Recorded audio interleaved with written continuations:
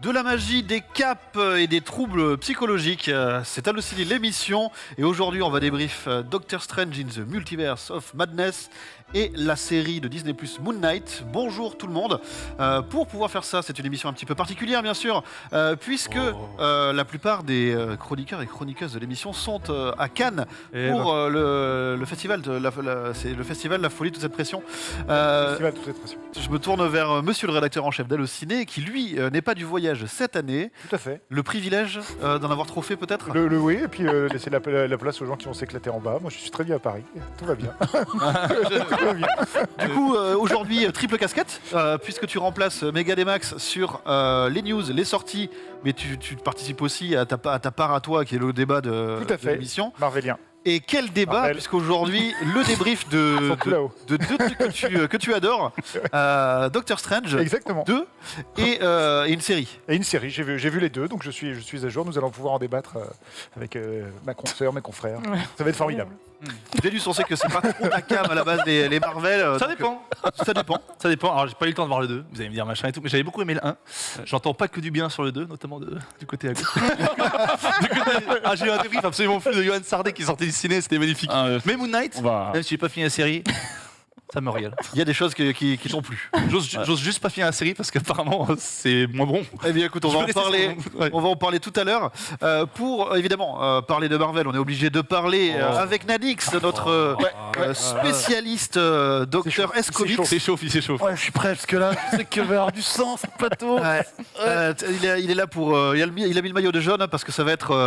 Il va devoir être en tête du peloton. Oh, c'est bien vu. J'ai une anecdote. Enfin, on parlera avec. L'anecdote des toilettes. Ouais. C'est ça qui m'a dit. C'est ça qui m'a dit, ça m'a tué. Pour entamer, il faudra la raconter, ça mettra le contexte. Ouais. Et pour finir ce casting, on a le plaisir, last but not least, d'accueillir Vesper. Bonsoir Vesper. Mais bonsoir, merci. D'habitude, on n'applaudit pas, mais là. Oui, mais là, c'est gentil, c'est gentil. C'est pas Moon Knight le. C'est un petit hommage, tu vois, j'ai mis un petit croissant de lune. Moi, c'est ça ou les cités d'or. Ou Sailor Moon, je suis plus team Sailor Moon, mais pas cher. Voilà.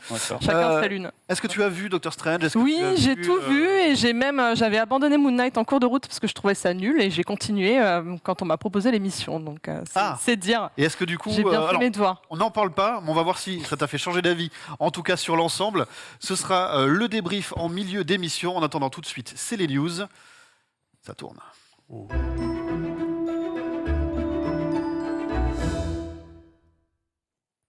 Et je me tourne vers Johan, rédacteur en chef d'Allociné, bien sûr. Encore, t'es deux fois rédacteur en chef d'Allociné, ça s'appelle comme ça. Incroyable. Puisqu'on va débriefer 2 bandes annonces et on va commencer bien sûr par celle incontournable d'Avatar 2. Ouais, tout à fait, on l'avait dit, qui était en exclusivité dans les salles sur la première semaine d'exploitation de Strange 2 et qui après a été mise en ligne en digital, donc YouTube, les réseaux sociaux et compagnie, ce qui a permis aux gens qui n'avaient pas pu aller voir Strange de profiter de cette bande annonce. Et l'idée, c'était qu'on en parle.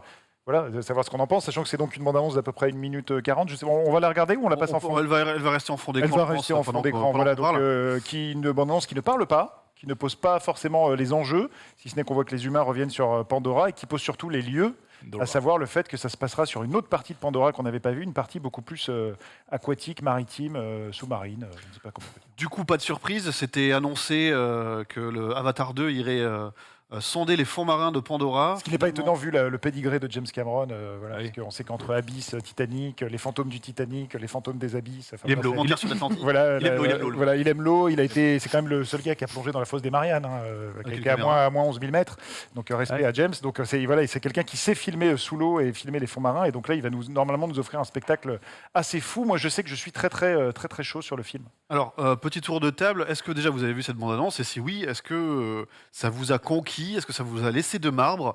Vesper, peut-être? Je ne l'ai pas vu, moi, la bande-annonce. Je te laisse peut-être la découvrir à ce moment-là. Oui, allez, pourquoi pas. Et je te redonne Donnez la parole sur un juste avis après. sur un truc que je vais voir à moitié derrière vous. Je ne sais pas si ce sera pertinent, mais oui. Mais sinon, Avatar peut-être alors. Oui, Avatar, j'avais bien aimé le premier. Après, je fais ni partie des haters ni des stans. Voilà, j'ai vu que sur Internet, ça s'est déchiré encore une fois. C'est toujours drôle. Entre les deux parties, de ceux qui estiment que c'est le plus grand film de tous les temps et ceux qui se rappellent même pas des noms des 2 héros. Donc voilà. Je suis un peu entre les deux, quoi. Donc je l'ai pas vu parce que quand je suis allée voir Strange, mon UGC n'a pas diffusé la bande-annonce. Ils l'ont fait en décalé, ouais. voilà. Enfin, c'est au bout d'un certain moment qu'ils l'ont passé. Donc je l'ai pas vu et après je l'ai pas revu, je l'ai pas revu sur internet parce que j'essaye de pas trop regarder les bandes annonces pour éviter de me faire spoiler ou d'avoir des attentes qui correspondent pas forcément au produit fini. Nanix. Oui, bah écoute, tu sais ce que je pense d'Avatar, parce qu'on a déjà fait une émission sur les films. Mais rappelle-le pour les gens qui n'ont pas vu sur l'épisode. les films overrated, j'ai dit que le film techniquement était un bijou. Après, scénaristiquement parlant, parce qu'on aime bien taper sur les blockbusters sur leur qualité de scénario, elle n'a pas inventé la roue. Donc là-dessus, Avatar est un peu surcoté sur le scénario. Après, c'est pas moi l'univers de James Cameron sur Avatar. Le premier me suffisait. Il y avait pas forcément. J'étais en mode, on va voir parce qu'il a promis des prouesses techniques et visuelles encore plus que lors du premier. Et c'est vrai que il m'a convaincu. Visuellement, sur ce que j'ai vu sur cette première bande-annonce, j'ai dit, ok man, ok, je reprends une claque. Donc, let's go. De toute façon, vous connaissez, je vais être consommateur, donc j'irai voir. Mais rien que pour le côté... sur cette bande-annonce, j'ai pris ma claque visuelle, je suis curieux de voir ce que ça donnerait au cinéma avec des lunettes 3D. Et je faisais ça tout à l'heure parce que oui, moi, j'allais voir Doctor Strange 2 fois la semaine de la sortie en me disant, je vais réussir à avoir la bande-annonce d'Avatar. Et c'était à la discrétion des cinémas. Donc tous les cinémas n'étaient pas, c'était une exclusivité sale, mais tous les cinémas n'étaient pas obligés de passer la bande-annonce d'Avatar. Donc j'ai raté la bande-annonce, je l'ai vue sur internet comme tout le monde. Voilà. Tu l'as vu sur internet après. Genius, est-ce que tu l'as vu la bande-annonce? Je l'ai vu, on l'a vu 2 fois même. Ouais. 2 fois, le 1, je l'ai vu une fois au cinéma. Souvenir, ok, pas plus que ça. Je fais pas du tout partie des fans et tout, c'était bien. Par contre, je suis très curieux de voir le 2 pour le côté technique. Même si on l'a déjà dit, aujourd'hui on est en 2022, on a vu beaucoup de choses. Je suis pas si impressionné que ça. Donc j'irai le voir parce que je suis fan de James Cameron, c'est la famille, évidemment. Et que non, mais James Cameron, c'est le meilleur. Et Ta famille est grande, mec. Hein. James Cameron. Et puis le 2, je pense que ce sera un vrai spectacle. J'irai parce que je pense qu'il faudra le coup en cinéma, pas à la maison. Mais pour le film en lui-même, je suis pas en mode hype de fou. Johan, je termine avec toi. C'est important pour James Cameron, Avatar 2. Avatar 2, 3, 4, 5. C'est ça, c'est très important. 2028, C'est quand même un film qui promet depuis de nombreuses années. Ce qu'il faut dire techniquement, parce qu'on ne s'en rend pas forcément compte, moi il y a un plan que j'adore, c'est le plan vu de dessous où tu as Jake qui touche la nageoire de l'espèce de baleine là, que je trouve sublime. C'est qu'en fait, c'est de la même manière que dans le premier, il avait inventé tout un monde et tout un lore jusqu'à la moindre feuille d'arbre. C'est que là, en fait, chaque goutte d'eau est virtuelle. Ouais. Et on a l'impression que ça a été tourné sur un vrai rivage. Donc rien que techniquement, en fait, on fait ouais, bof, machin. Le gars, chaque image est inventée. Donc rien que pour ça, c'est quand même très fort. Et après, moi, ce que je me dis, c'est que je pense que notamment la SF telle que lui l'envisage, il était peut-être obligé un peu sur le premier de le mettre dans une histoire très grand public pour permettre aux gens d'adhérer à un univers, parce que si tu commençais sur des trucs un peu trop compliqués, il aurait laissé plein de gens à la porte, et peut-être que là il va pouvoir aller dans des choses peut-être un peu plus mystiques ou Toi, t'étais fan du 1 ? Pas ultra fan, mais je sais que je m'étais pris une énorme claque visuelle en tout cas, donc là peut-être que ça peut aller plus loin de faire des... Par contre, ce qui rassure, c'est que c'est le retour de la... Enfin, je suis pas forcément fan de la technologie, mais Avatar, c'est le seul film en 3D aujourd'hui, à ce jour, qui justifie la 3D au cinéma. En 4D, et tu sais que du coup, ça va justifier... Il sortira sur tous les formats, je crois. Hein, donc, c'est tous les formats d'affaires. Alors là, toi, tu peux t'amuser à le voir en normal, même comparé. Enfin, moi, je sais pas pour vous, mais Avatar, je l'avais vu 3 ou 4 fois. Je l'avais vu en normal, en 3D. J'étais retourné le voir en 3D. Enfin voilà, histoire de comparer. En maillot de bain, en slip. En slip. Mais même en tout cas, même si c'est pas forcément comparable sur l'histoire, mais je sais pas si vous avez vu The Northman. Je l'ai vu hier. Et en fait, le réalisateur qui normalement, donc Robert Eggers, et il avait fait un premier film qui s'appelle The Witch, qui était vraiment ultra perché, ultra mystique. Ouais. Et en fait, il a dit quand j'ai voulu faire un film de Vikings, si je veux explorer la mythologie des Vikings, je suis obligé de le mettre dans une histoire ultra grand public, c'est-à-dire Hamlet, pour que les gens puissent se repérer, se dire ah oui, il y a une histoire de vengeance, un fils, machin. Et en fait, au sein de ça, je vais pouvoir mettre des trucs un peu plus profonds. Et je pense que Cameron veut faire un peu ça, c'est-à-dire utiliser la porte du grand public pour aller ailleurs. J'espère en tout cas sur le 2, quoi. Un peu ça. Avatar 2, donc, qui sera disponible dans les cinémas à partir de quelle date? 14 décembre 2022. Et normalement, après, c'est un tous les 2 ans, je crois. En alternance avec un Star Wars, si c'est pas repoussé. Le film de Noël, quoi. Les films de Noël, ça fera Avatar, Star Wars, Avatar, Star Wars, Avatar, Star Wars. Quelle vie.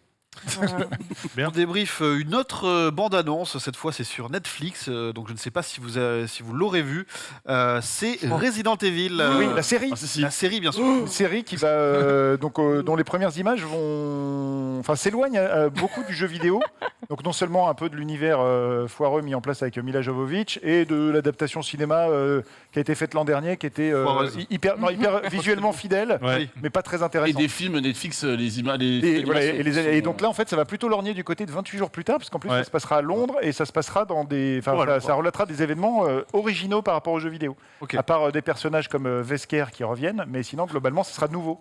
Donc voilà, ça sort normalement le 14 juillet, donc ça arrive assez rapidement. Et une série, je l'ai noté, le réalisateur s'appelle Andrew Dabb, juste pour faire. Non. Et voilà, mais je sais que t'allais me dire non, fais pas ça.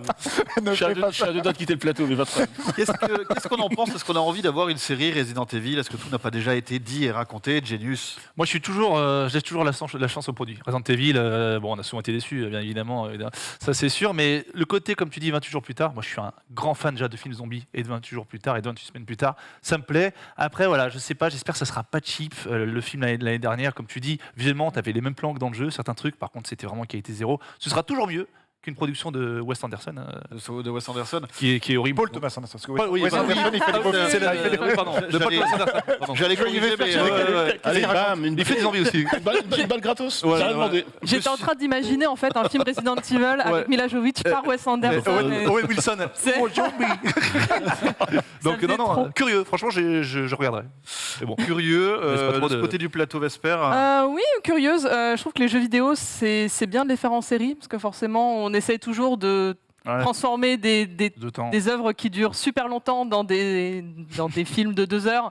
Et c'est toujours un peu compliqué de rendre justice un peu aux personnages ou même aux thématiques. Donc, quand c'est en série, c'est toujours un peu plus sympa, même si c'est jamais garanti de qualité pour autant. Après, Resident Evil, à partir du moment où on décide ou pas de coller au matériau, on peut faire ce qu'on veut. Hein. S'ils rajoutent des nouveaux persos ou autres, ça peut être bien comme ça peut être catastrophique. Donc, pour l'instant, Après, en fait, ça s'appelle Resident Verdict Evil, mais mi-juillet, ça peut être un film de zombies, quoi. oui. En fait, Oui, si ça totalement. raccroche à rien, Bah, non, Bah, c'est exactement ce que j'allais dire. Je sors de la bande-annonce, je me dis, vous enlevez le mot Resident Evil, vous mettez autre chose. C'est la même pour il est moi. là-bas au laboratoire. Et d'ailleurs, ce qui me gêne, c'est que tu as presque l'impression qu'ils sont obligés d'en faire des caisses pour qu'on comprenne bien que c'est Resident Evil. On voit le parapluie rouge, on voit Umbrella Corp à plusieurs reprises. On sait ou on sait pas, calmez-vous, on est censé, pas besoin, ne prélâchez pas le boulot, on est censé savoir que c'est l'univers de Resident Evil. Après, c'est intéressant de voir ça du côté du méchant, puisqu'on voit Albert Wesker et ses 2 filles, donc c'est assez intéressant de voir ça avec un personnage dont... Non mais, je suis d'accord avec toi, pourquoi lui, pourquoi machin, mais après, Ah, il est iconique. voilà, Oui. en termes d'originalité, on dit toujours, on se touche pas trop pour créer des choses originales. Pourquoi pas? Faut voir. En plus, a priori, on est sur 2 timelines. La timeline où on voit comment ça se dégrade, enfin comment ça part en sucette, et après comment les conséquences de la connerie, hein, évidemment. Donc, en soi, ouais, why not? Après, ça arrive le 14 juillet. Tout sera disponible direct sur Netflix. Donc, c'est 8 épisodes, je crois. Mon go. Donc c'est une série Netflix, oui, on le rappelle. Mais un peu perso, j'aime bien la mythologie de Resident Evil quand elle est dans l'horreur Ouais. et ce qui se passe à Raccoon City. Donc entre Ouais, c'est ça. les Ok. forces spéciales de la ville, un laboratoire isolé et une truc, entreprise ouais. pharmaceutique qui a fait de la merde. Dès que ça devient un truc techno, Ouais. avec le président des États-Unis, Cyber, des machin, trucs truc, cyber, ouais. machin, truc. Ouais. Alors là, mais Ouais, c'est casse-couille. c'est un truc de nanar, quoi. Je suis d'accord. Donc bon, à voir quelle sera l'orientation choisie par Netflix. En attendant, tu l'as rappelé, ça sort le 14 juillet. Je vous propose de rester après les navis dans la couleur bleue. Oh. Voilà, c'est sa période bleue, Johan. C'est ma période bleue, tout à fait, puisqu'on va parler de Aladdin. Aladdin de Disney. Oh, sur la bleue. Film qui partait avec un petit peu les mains attachées dans le dos. Alors, on n'y croyait pas beaucoup, Aladdin de Richie, hein. Disney. Mhm. Il a plutôt convaincu, 2,5 millions d'entrées en France, 350 millions aux US et 1 milliard dans le monde, donc c'est Ah, plutôt pas mal. C'est bien vu. Et Will Smith, qui devait donner vie au génie, a plutôt réussi son coup. Ça Et fait le un peu. perso- Je te mets une claque. Ah, Oh, on allait y venir. Ah oui, Et le c'est- personnage de Jasmine avec sa chanson originale était plutôt chouette, en tout cas, c'est Ah oui, mon c'est avis. vrai. On a le droit de pas être d'accord. En tout cas, ils sont en train de bosser sur une suite. Évidemment, quand il y a des sous, on travaille sur une suite. Évidemment. On travaille sur une suite, Ah oui. une suite qui sera une histoire originale, qui ne sera pas le retour de Jafar ni Ah. Aladdin et le prince des voleurs. Donc ça On sera propose. concret. Étonnant. Incroyable. Étonnant. Et par contre, le problème, c'est la claque. Ah, d'accord, oui. c'est Comment ce que tu dis. qu'on fait que maintenant qu'il y a eu la claque. Ah, mais Chris Rock à la place. C'est Chris Rock, voilà. Et les rumeurs, ça serait que ça serait Dwayne Johnson. Ah, donc c'est pas Chris Rock, c'est The Rock. Voilà, The Rock qui commencerait à être considéré. C'est pas mal. Costaud. Il est costaud, on sait qu'il est capable de faire plein de trucs, Ouais. il a plutôt un bon feeling avec Disney puisqu'il a donc fait Vaiana et récemment Jungle Cruise, qu'il est capable de beaucoup d'autodérision, de se mettre en scène, machin, Il etc. chante. Et il chante dans Vaiana. Ouais, j'aime bien. Dans Vaiana, il chante bien. Ah, j'avoue. Et il a la carrure. C'est Voilà. c'est pas con. Yoann, c'est pas mal. j'ai envie de te dire, il cocherait pas toutes les cases. Il cocherait un petit peu toutes les cases, j'ai envie de dire. Donc voilà, la grosse rumeur du moment, c'est que donc Dwayne pourrait devenir le génie de Disney. Ah ouais. On a envie de dire pourquoi pas. Pourquoi Et pas. sachant que de son côté, Will Smith a donc potentiellement perdu donc le génie, enfin Aladdin 2, Bad Boys 4, Oui. Bright numéro 2. C'est ça. On attendait Mais pas. tu peux dire, il est en train de tout perdre là. Il est en train de tout perdre. Quelle bêtise. Voilà, c'est pas top. On va rester dans le monde de la magie après le génie, puisque tu vas nous faire découvrir un Harry Potter comme dans les romans. Tout à fait. Alors, il paraît que ça traite pas mal depuis sur les réseaux sociaux, mais on l'avait pas montré nous. Donc, c'est une artiste australienne qui s'appelle MS Bananana. Oh oh. Elle a un compte Twitter où elle est un petit peu dénudée, la dame. Bon, Info, je sais donc, pas, on va pas le je montrer. sais pas quoi, on va pas le montrer. C'est mec. Mais en tout cas, par ailleurs, elle dessine et en fait, elle a utilisé l'intelligence artificielle du site Artbreeder pour retranscrire à l'écran les personnages d'Harry Potter tels que décrits par J.K. Rowling. Donc, c'est-à-dire pas comme dans les films, pas comme on les imagine, mais ce à quoi ils ressembleraient. Ah ouais. Et donc, ça donne ça. Ah, stylé. Donc, logiquement, vous allez, voilà, par exemple, là, on a Drago, on a son papa, on a Sirius Black. Ah ouais. On a, ça c'est Lupin, je crois. Après, il y a Tonks, Rogue, selon l'intelligence. Ça c'est Pettigrew. Ça c'est McGonagall, beaucoup moins âgé que dans l'original. Ombrage, beaucoup plus sympathique. j'imagine. Ah ouais. Ça c'est Rusard. Rusard, voilà, c'était Rusard. Ah. Ça c'est Bellatrix. Et après, il y a ça c'était Neville. Voilà, Luna, Cho-Chang, Cédric Diggory, donc Robert Pattinson, Ok. Fleur de la Cour, Ok. Victor Krum et les Dursley pour terminer normalement. C'est ça que tu dis que le casting est. Oui. C'est quand même bien foutu. Mais Bien j'ai fidèle. l'impression quand même que l'IA est allée piocher dans les films pour Oui, pour un Ouais. peu Choper- uniformiser là. Ouais. quelques petites choses quand même. C'est vrai qu'aujourd'hui, si on dit Harry Potter, tu as Daniel Radcliffe. Mm. Viens, Ouais. tu peux pas faire. c'est compliqué autrement. Et à la limite, nous, on vient d'une génération, on a quand même eu les livres avant d'avoir les films. Mhm. On a pu un peu chacun s'imaginer à quoi il ressemblerait. Moi, par exemple, Sirius Black, pour moi, c'était pas du tout Gary Oldman, même si j'adore Gary Oldman. Mais depuis que tu l'as vu comme ça, maintenant c'est Et mort. depuis qu'il Ouais, l'a fait, c'est Sirius Black. Donc en fait, c'est intéressant de Même voir. les illustrations des livres à l'époque, moi c'était plus cette représentation que j'avais, les petites couves de folio. Ça marche pour les comics aujourd'hui. Toi, aujourd'hui, tu as vu Avengers, tu vas dire des comics derrière, tu vas dire Tony Stark qui ressemble pas vraiment. C'est pas la copie conforme de Robert Downey Jr. Toi, ça marche aussi dans ce sens-là, et pourtant. Comment ils étaient sur les personnages dans les folios Oui, ils avaient à peu près la même tête pour le coup, mais je crois que justement la subtilité, c'est que la couleur de, alors à vérifier, mais que la couleur de peau d'Hermione n'est jamais précisée. Oui. Ce qui fait que dans Harry Potter and the Cursed Child, donc la pièce de théâtre qui est sortie après, qui est censée être la suite, ils aient pris une actrice noire et c'était quand évidemment des racistes sont venus gueuler. Ils leur ont dit, en vrai dans les romans, ça n'a jamais été précisé que en fait elle était la sosie d'Emma Watson. L'idée c'est que Hermione, elle devait avoir les cheveux ébouriffés et les dents tordues. C'est tout. C'était ça la la seule chose, description qu'il peut y avoir. Préciser ça. Et donc du coup, cette demoiselle sur Twitter, elle s'est aussi attaquée. Elle a fini Harry Potter, elle s'est mise à une autre saga, à savoir Game of Thrones. À quoi ressemblerait Game of Thrones sur les romans. Donc pareil, on va pouvoir refaire défiler. Il n'a pas encore fait tous les personnages, mais donc ça, c'est Daenerys. Ça, c'est Cersei, voilà exactement. Jamie. Tyrion, c'est un peu différent. D'ailleurs, dans le tir, Sansa, il doit avoir le nez coupé. ça, c'est Brienne. Et il termine par Jorah. Ok. Très différent aussi. Voilà, et ça n'a rien à voir. Ça n'a rien à voir. Ça, c'est la news d'après. ça veut dire. Ils ont fait la chaise. Je voyais pas comme ça. C'est pas mal, ça donne un autre aperçu. Je disais, oui, Tyrion, il devrait avoir le nez carrément coupé, il balafre à la moitié du visage, etc. etc. Moi, j'avais vu un YouTuber qui reimaginait les castings. Si on devait les faire aujourd'hui, ou Ah, ça série, ou comme ça. Mais t'es qui à la place de Daniel Radcliffe? Alors, il faisait pas les enfants. Il parlait du principe que comme c'est des enfants, Ouais, c'est des gens pas connus. Mais par contre, parmi les castings, un truc intéressant, c'était Adam Driver en Rogue. Ah oui, carrément. Et du coup, ça rééquilibrait tout. Il fait, il y avait un truc. Je vous encourage à essayer de trouver ça par vos propres moyens, parce que je n'ai pas la référence, bien sûr. Mais le mec, le YouTuber qui a fait ça, il a fait donc Harry Potter, il a fait Game of Thrones, il a fait tous les X-Men. Le Seigneur des Anneaux, si on devait vraiment les refaire aujourd'hui en série, etc., et en s'attachant vraiment à l'écrit des bouquins à chaque fois. Il y avait possible. pareil, il y a quelques années, ça tournait beaucoup sur les réseaux sociaux, c'était les casts du MCU, mais selon les acteurs phares des années 90. Oui, Ah Ah oui, ouais. bien sûr. Et ça, c'était à chaque fois assez Brad Pitt accurate. encore, Ouais, c'est Brad ça, Pitt, c'est Tom Cruise. Tom et tout, Cruise en enfin, Iron Man, du coup, ouais. Ouais. C'est ça, et Ah ouais. c'était assez bien fait. À chaque fois, il y avait Liv Tyler, il y avait vraiment tous les héros au pic de leur popularité à ce moment-là. C'est ça. Ah, j'avais vu ça, ça me parle. En tout cas, Val, tu peux rappeler le nom de la demoiselle Alors qui c'est fait ça MS Bananana. Enfin, il y a beaucoup de N et beaucoup de A. Donc une fois que j'ai dit ça, je ne vais pas beaucoup vous aider. Vous trouverez. Pas mal de news en bref, Johan. Et donc, ça commence par une chaise. Et ça commence par une chaise et par du Star Wars. Avant la chaise, il y avait quand même un autre truc. Enfin, j'avais fait un gros paquet de Star Wars, mais on peut commencer par la chaise. Cette chaise qui annonce le début de tournage de Ahsoka. Oui. Voilà, donc ça y est, le tournage est lancé puisque Obi-Wan déboule dans quelques jours et ils sont déjà sur la prochaine série. Et elle défonçait quand même Rosario Dawson dans Mandalorian. Donc Ouais. on est plutôt curieux de voir ce que va raconter cette Ils ont, série. quand même ouvert le pan des séries Star Wars qui hype tout le monde, hein, entre la saison 3 Ouais. de Mando, Ahsoka, Obi-Wan. Ouais. Exactement. Et surtout pour ce personnage, il y avait quand même le passage du look, c'est-à-dire que ça pouvait être Oui. totalement ridicule. Et en fait, comme ça passe super bien et que Rosario le fait super bien, ça peut donner une série très sympa. Pour parler d'Obi-Wan, donc ça arrive bientôt, 6 épisodes, une mini-série, donc normalement il n'y aura pas de saison 2. Et sachez que normalement, Hayden Christensen, qui reprend son rôle de Dark Vador, a teasé des combats à la prélogie. Donc c'est-à-dire hyper Cirque du Soleil. agile, quoi.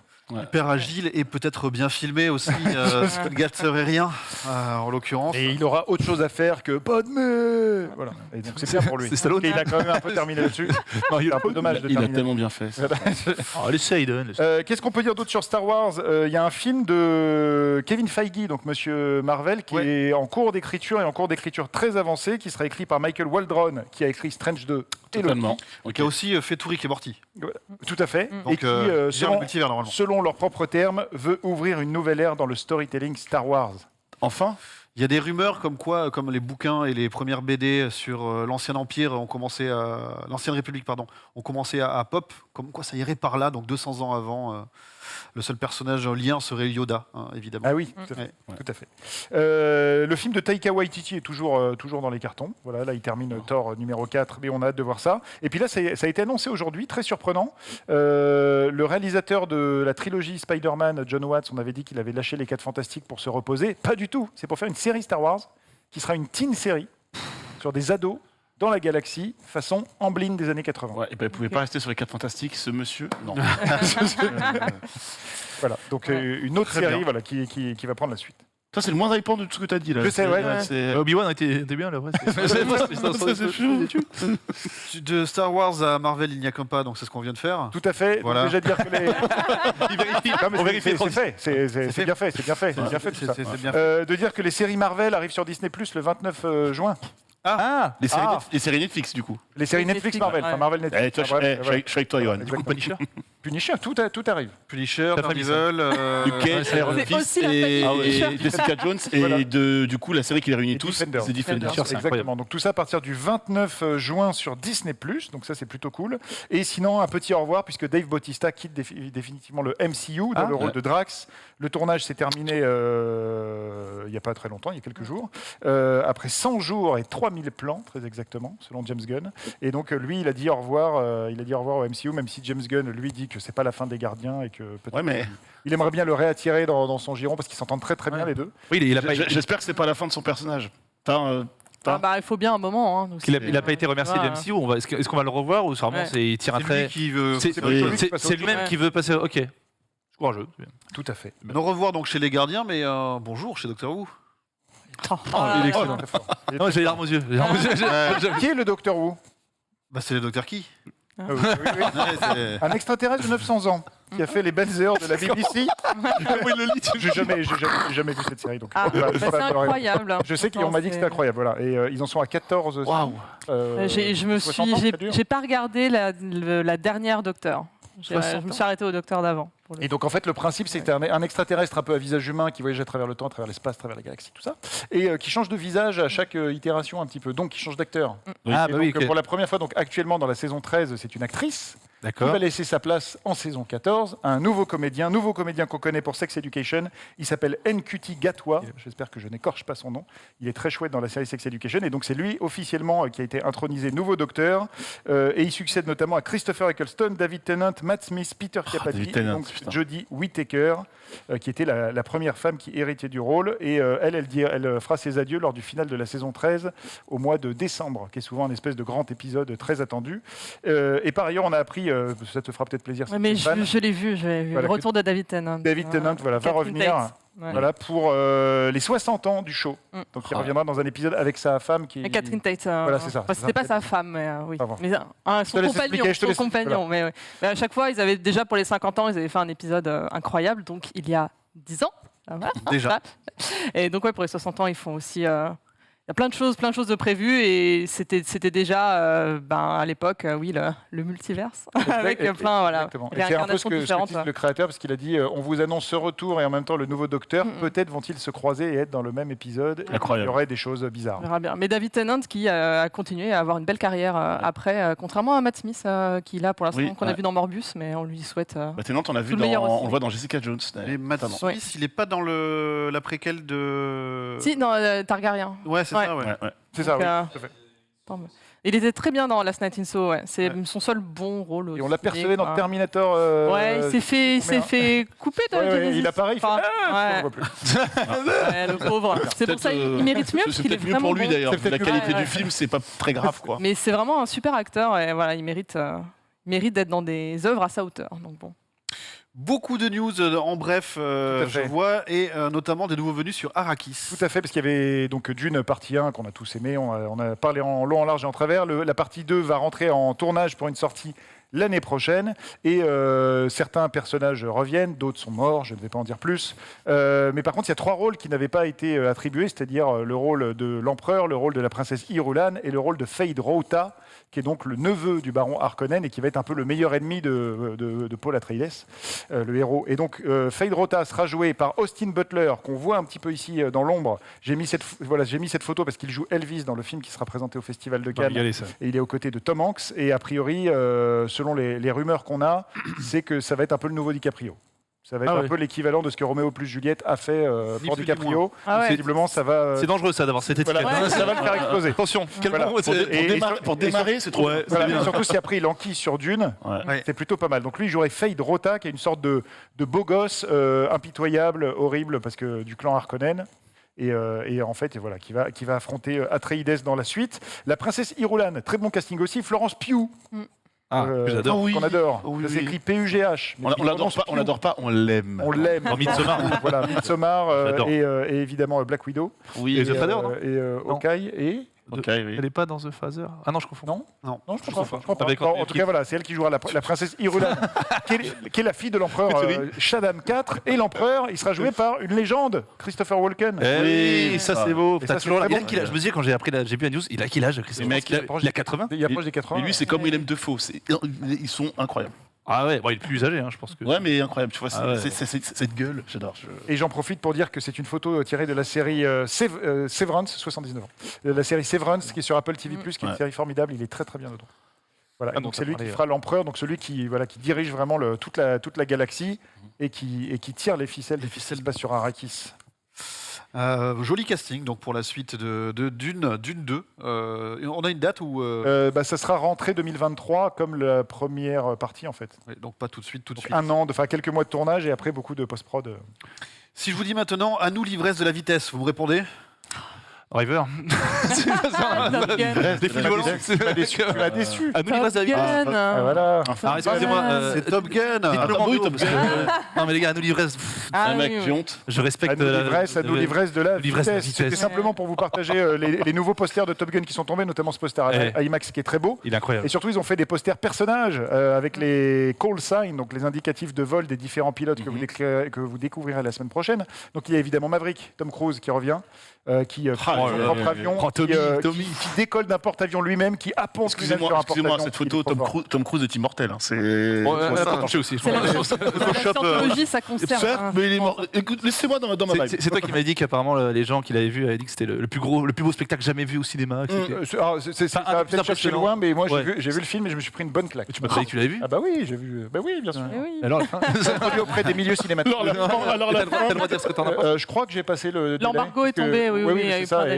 Mais t'es ignoble, toi, mec, on est en live. Alors la fin. Ah non, et du coup, t'as trouvé ça génial? Non, c'est vraiment très bien, et notamment le côté, on en parlera après dans Marvel, où moi ce qui me saoule, c'est des gens dans des boîtes vertes où il n'y a rien. Ouais. C'est que là, c'est des gens qui sont montés vraiment dans des avions, qu'ils le pilotent ou pas, après ça fait partie de la légende, machin. Oui, mais en fait, il y a notamment des scènes où tu vois Tom Cruise qui a le visage déformé, et tu sens sa douleur dans la respiration, tellement il se prend des jets dans la tête, et en fait, le fait que ça soit vrai, ça marche donne un vraiment cachet. bien. Oh, ça doit être- Et en ça doit salle, être- on était au Pâté Beaugrenelle, où c'est une salle Dolby, et en fait, Excuse-nous, à chaque coup de réacteur, Tu on le était sens, plaqué au siège, c'était très étonnant, quoi. Oh, putain, ça, Donc c'est un film viscéral, donc c'est vachement bien. Au revoir. T'inquiète. Voilà. J'ai hâte. Ok, Tellement merci. hâte. Et qui a les ficelles des blockbusters à l'ancienne, quoi. Ouais. Voilà, Tu reçois donc, le titre de qui côté. réinvente pas la roue au niveau scénario, mais ça marche. C'est pas ce qu'on demande à Top Gun. Putain, j'ai Voilà. Non, tout à fait, ouais. Pour une fois. Putain. Du coup, on a vu le poster de Oui. Maverick. Il sera entouré de Miles Maverick. Teller, alias Rooster. Rooster. Rooster, c'est dire le coq, parce Le que coq. Miles Teller, il joue le fils de Goose, ça voulait dire loi. Et oui. Et oui, Oh, c'est et bien quand vu, on le ça. voit là, et si vous vous souvenez bien d'Anthony Cette Edwards, c'est le petite portrait moustache. craché dans La moustache, il va très bien. C'est bien. J'avais peur que ça fasse cringe sur Et lui, mais la Tom moustache Cruise- va très bien. Tom Cruise, notamment pour préparer le film, lui a dit imagine que tu es le fils de Meg Ryan et d'Anthony Edwards.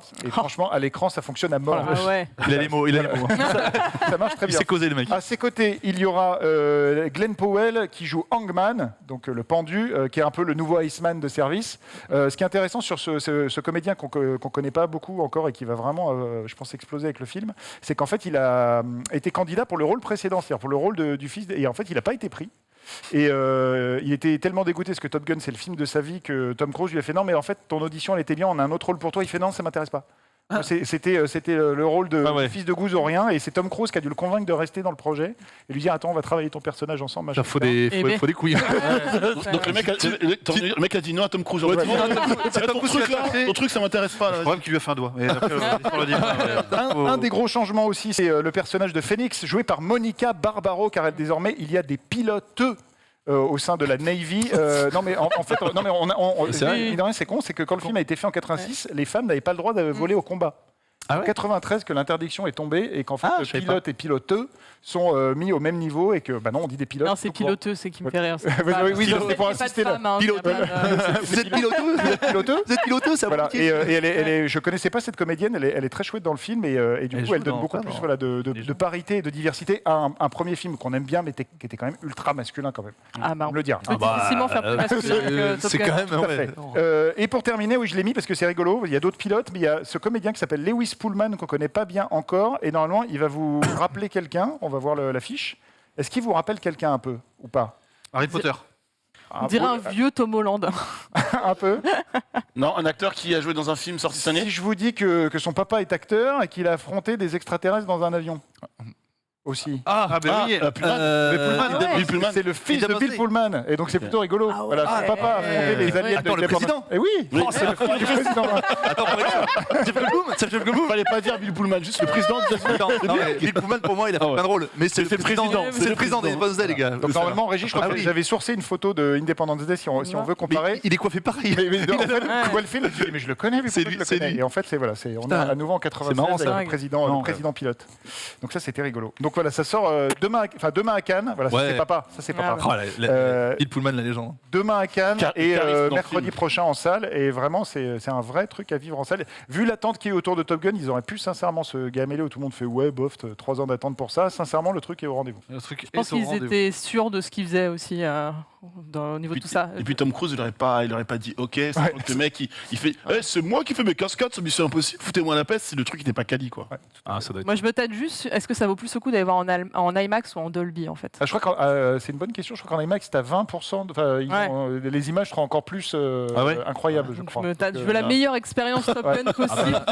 J'ai besoin de bêta-tester tous les trucs.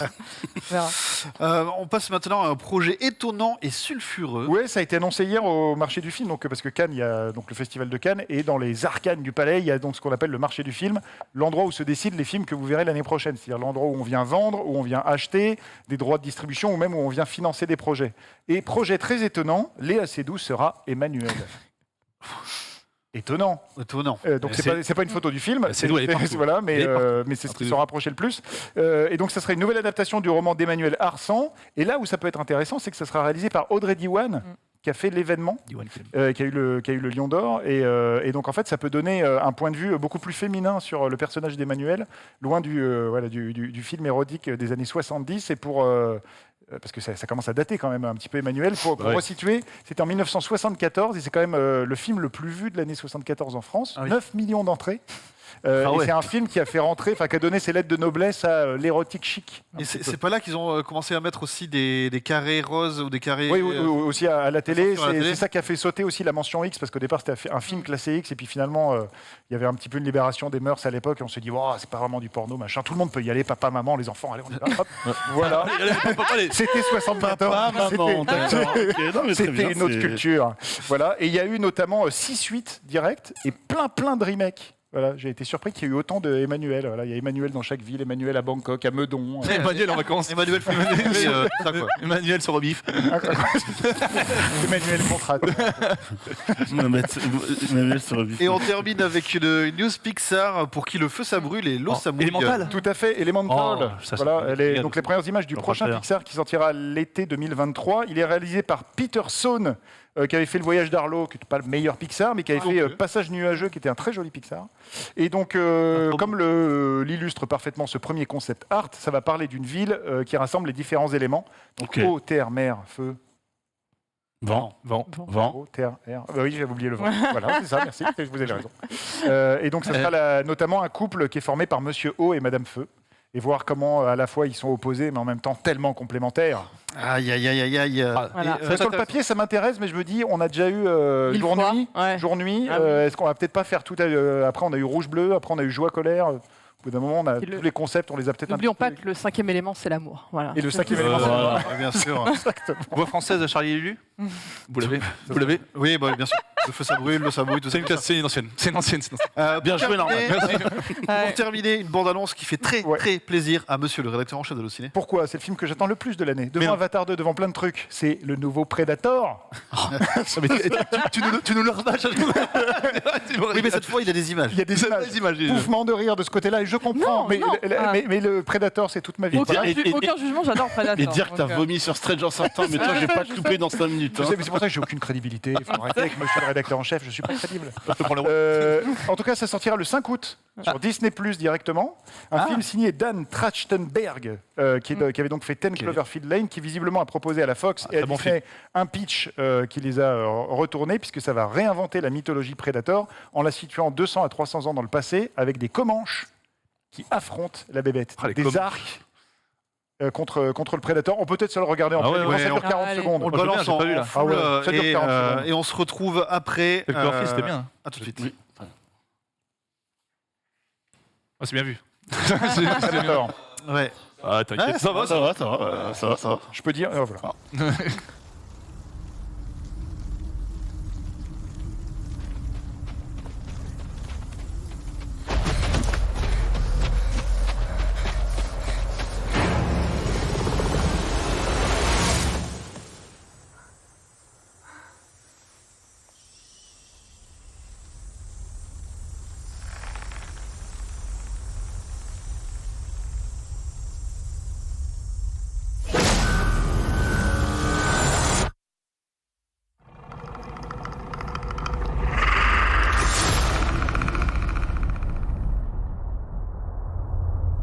C'est léger. mais C'est léger. pas mal. C'est minimaliste, mais ça Voilà, donne il y a un envie. côté Terrence Malick rencontre le Predator presque. C'est un peu, on aime C'est bien. beau. Et en fait, ça a été notamment supervisé par une productrice dont j'ai perdu le nom, Jen Myers, qui est issue de la nation Comanche. Et en fait, ils ont fait en sorte de prendre des véritables Amérindiens pour les rôles Ce principaux. soit Donc pas trop forcément raciste, quoi. voilà, c'est un peu, pas forcément des acteurs ou actrices qu'on connaît. Est-ce que c'est bien. des vrais prédateurs qu'ils ont pris? Et ils avaient des vrais Predators également. Et l'actrice principale, c'est Amber Mead Thunder, qu'on avait vu dans Roswell, nouvelle version, si vous l'avez regardé sur Salto, Roswell. ou Légion. D'accord. Voilà. Je pensais que j'avais vu dans Crisis. Ok, écoute, merci C'est pas beaucoup, Non, cher, pas elle. l'autre Johan, pour toutes ces news, et il y en avait beaucoup aujourd'hui. C'est cossu. On a une petite vidéo, Oh, mais d'abord on va lancer, c'est le coup de projo. oh.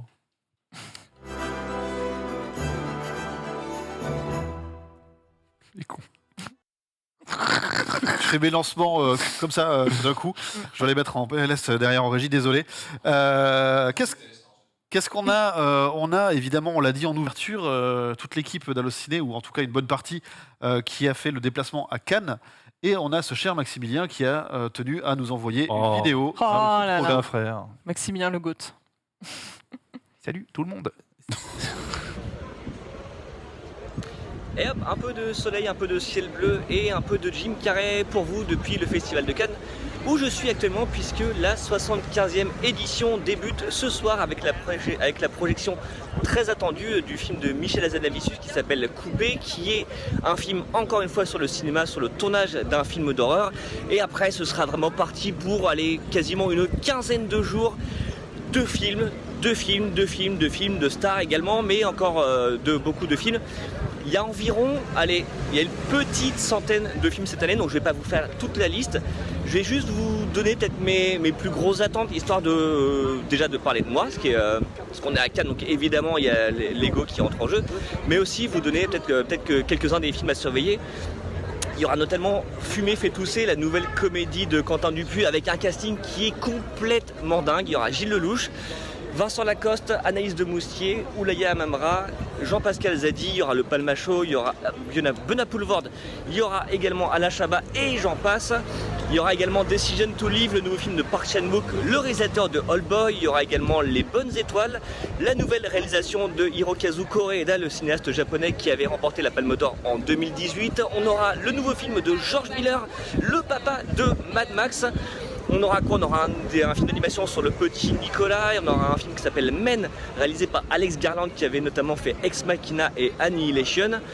Et après, qu'est-ce que je peux vous dire encore? Non, voilà, c'est beaucoup de cinéma, il y a déjà beaucoup de monde. On attend beaucoup d'accrédités, on attend également beaucoup de soleil, beaucoup de stars. Donc voilà, on ne manquera pas de vous faire un petit coucou depuis la Croisette. D'ici là, j'espère que vous allez bien. Et comme dirait Norman, je pense que ce festival de Cannes 2022 va nous régaler. Allez, salut! Pour toujours la famille. Ça fait plaisir. Il est bon, il est excellent. Maximilien, donc, qui est en direct cette semaine du festival. C'est bien. Johan, quels sont les enjeux un peu de ce festival cette année? Les enjeux, c'est déjà de le recaler au mois de mai, à sa période normale, c'est-à-dire l'an dernier c'était en juillet. C'est de retrouver aussi une industrie revenue un peu à la normale, parce que l'an dernier c'était un festival presque... je ne sais pas si on peut dire franco-français, mais en tout cas européen. C'est-à-dire que la plupart des Asiatiques n'étaient pas venus, les Américains étaient beaucoup restés chez eux. Donc on était un peu entre nous. Donc c'était un festival beaucoup plus à taille humaine. Là, ils vont retrouver à peu près 50 000 accrédités, je pense. Donc ça va être beaucoup de monde. Et c'est surtout de montrer que le cinéma existe toujours à l'heure des plateformes. Depuis ce matin, à peu près tous les médias ont sorti leur article. Est-ce vraiment la mort du cinéma? Donc tu as ça dans Le Monde, Libé, Télérama, machin. Et c'est vraiment la question qui est au centre des enjeux. Et comme c'est une édition un peu anniversaire, puisque c'est le 75e, Thierry Frémaux et Pierre Lescure ont prévu, je crois, en fin de festival, une vraie journée anniversaire. Notamment, ils vont faire venir plein de grands cinéastes du monde entier pour discuter de c'est quoi le cinéma aujourd'hui. Est-ce que c'est sur grand écran ou pas? Est-ce que c'est sur TikTok ou pas? Parce que TikTok aussi, l'un des enjeux, c'est comme on s'ouvre à la nouvelle génération, et donc il y a TikTok qui sera partenaire officiel avec un prix TikTok remis officiellement et tout ça. Donc est-ce que TikTok peut être du cinéma ou pas? Est-ce que Netflix est totalement interdit à Cannes? Est-ce que les séries doivent être à Cannes, puisqu'il y a 2 séries qui sont présentées cette année hors compétition? Il y a notamment Olivia Sayas qui présente une nouvelle version de Irma Vep, qui était une histoire qu'il avait faite en film dans les années 90. Là, il l'a fait sous forme de série HBO Max, et lui-même dit en fait dans ma version de 6 heures, je peux enfin raconter l'histoire que je voulais. Alors qu'en fait, on m'avait dit dans les années 90, 1h50, pas plus. Donc ça pose la question aussi du format. Est-ce que les séries ne sont pas le nouveau format pour les raconteurs d'histoire? Voilà. Donc il y a plein de questions quand même au centre de ce festival. Et après, au-delà de Top Gun qui vient demain et Elvis qui sera calé en fin de festival, qui sont un peu les 2 gros moments glamour, c'est un festival qui est assez pointu en termes de sélection. Max a cité quelques titres. Et l'un des gros enjeux, ça va être de comment, qui est toujours l'enjeu chaque année, comment on intéresse le grand public à ce festival. Et le fait que cette année, ça soit ouvert à TikTok, à Brut, partenaire officiel, et à France Télé, qui prend la place de Canal+, qui met toutes ses antennes au service de voilà avec des films tous les soirs sur France 4, sur France 5. D'ailleurs, il y a des très bons films. Je vous recommande de regarder tous les soirs jusqu'à la fin du festival. Il y a au moins un grand film par soir. Et en fait, ils vont mettre leurs antennes au service du Festival de Cannes. Donc, est-ce que ça peut faire un peu plus rayonner qu'avant parce que c'était un tout petit peu en perte de vitesse? C'est tous les enjeux qui nous. Et on a parlé dans le Let's Play, il sera présent aussi dans Fortnite. Tu pourras suivre. tout à fait. Tu pourras suivre. Alors ça, c'est vraiment le coup de poker. On ne sait pas comment ça va donner. Tu pourras suivre le Festival de Cannes dans Fortnite. Voilà. Directement en Avec, jeu. avec ta pioche. Avec ta pioche, Directement dans le jeu. Donc c'est intéressant. Mais c'est vrai que c'est intéressant pour savoir ceux qui veulent suivre. Moi, je le suivais à l'époque comme tout le monde sur le canal. Ceux qui arrivent et qui veulent voir le Festival de Cannes, aujourd'hui, c'est pas très clair. Tu peux dire où est-ce que tu peux voir, regarder. Et c'est vrai que tu as plein de propositions. Du coup, j'espère que les gens vont s'y retrouver et que ça va donner un petit coup de fraîcheur au Festival de Cannes. Et comme je dis, il y a cette image du côté un peu film vieillot, etc. Et c'est pas que ça, le Festival de Cannes. Donc c'est une Exactement. bonne idée. Et je parlais des films et des cinéastes, et il y a aussi toute la question de l'exploitation. Et il y a notamment l'AFCAE qui a tenu ses journées, je crois, hier et aujourd'hui, en tout cas à Cannes, et qui a publié quelques chiffres, ce qui est une vraie inquiétude. C'est-à-dire qu'il y a certes les succès de No Way Home, de Strange, normalement de Maverick, mais en fait, ça cache le fait que le cinéma d'auteur va pas bien du tout, que les salles de cinéma RSC tirent un peu la langue, et que en fait, notamment, il y a les nouveaux usages et les nouveaux abonnements ont fait qu'il y a toute une partie de la population qui a dit non mais moi je retourne plus en salle. Et donc en fait c'est comment on part à la reconquête de ce public-là qui aime le cinéma puisqu'il le regarde chez lui, comment on les fait sortir pour participer à une expérience collective. Donc il y a vraiment plein d'enjeux au-delà des films. Au-delà des films, c'est de la sociologie. Merci beaucoup, Johan, pour cet éclaircissement. On reparlera du Festival de Cannes, bien sûr, dans les semaines à venir, au fur et à mesure que le festival vit sa vie Le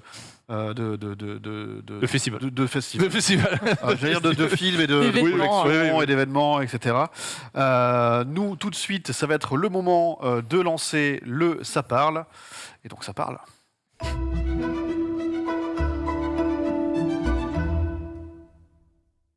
Deux débriefs aujourd'hui dans le Ça parle, les deux sous l'auréole du MCU et de Marvel, donc de Disney. Le premier, ce sera Moon Knight. On fera bien sûr le débrief de Doctor Strange in the Multiverse of Madness C'est bizarre. juste après. Mais tout de suite, on va parler Égypte et égyptologie peut-être. Non, pas du tout. On va parler de Moon Knight. Déjà, Moon Knight, de quoi ça parle? Et toujours toi. C'est lui qui va en parler. Non, j'aime bien faire les... Vas-y. Les miens, Ah, t'es là depuis longtemps, putain. Moon Knight. Oui. J'ai pas fait Franchement, j'ai hâte du pitch. En plus, c'est compliqué à pitcher. Non, C'est l'histoire d'un homme sans spoil. Traîne dans un musée qui semble avoir plusieurs personnalités. Alors, problème. je tiens à dire, Oui. on va Oui. spoil, hein, puisque c'est un débrief. Ok. Tout à fait. On Vas-y. met pas un bandeau, on met pas de. Paul va s'occuper En fait, de... voilà, pitcher sans spoiler, c'est impossible. Voilà. Ouais, c'est impossible. Juste, à quelle heure on revient si on veut pas avoir de spoil de... Non mais... C'est ça qui arrive, hein. C'est ça Mais qu'aujourd'hui. sinon, partage-le à tous les gens. Ah, mais bien sûr, voilà, c'est ça, je vais partager à tous les gens. Non, on va faire 10 minutes sur Moon Knight et 20 minutes sur Doctor Strange à peu près, donc Oh, revenez vers 15. 45 si jamais. Je t'écoute, Yoann. Donc, l'histoire d'un monsieur qui travaille dans un musée égyptien et qui est plutôt discret, un peu bizarre, un peu introverti. Et en fait, il a des espèces d'absences. Il s'avère que peut-être qu'il a une deuxième personnalité. On découvre qu'il s'attache au pied de son lit, notamment pour comprendre pourquoi la nuit il lui arrive des trucs bizarres. Et il va découvrir petit à petit qu'il est une sorte de main / homme de jouet, homme de main / jouet d'une espèce de dieu égyptien qui s'appelle Khonshu. Et qu'il utilise un peu comme un de ses soldats sur Terre, comme un avatar en fait. Ouais. Voilà. Et je n'en dis pas plus. Et Il lui offre ses pouvoirs et matérialise une forme humaine à travers le héros. Voilà. C'est 6 épisodes et ça fait beaucoup Bouclé. parler. Voilà. C'est une mini-série. Ça fait beaucoup parler parce que c'est l'introduction d'un personnage peut-être un peu moins connu du grand public, mais par le biais d'un acteur qui est multi-récompensé et qu'on a pensé peut-être pas voir dans le MCU, c'est évidemment Qu'on avait Oscar déjà vu. Isaac. Ouais. Toi, c'est ce qui t'a donné envie de voir la série Au début, oui. Alors, vous savez, moi, la série Marvel, je suis pas le plus grand fan absolu. Je me suis dit, j'étais curieux déjà du personnage. Je connaissais pas ce personnage évidemment. Et moi, Oscar Isaac, j'aime beaucoup. Moi, j'ai adoré. Alors, j'ai vu 3 épisodes. Je vais vous dire pourquoi après, parce que Alix m'a pas donné envie de voir la suite.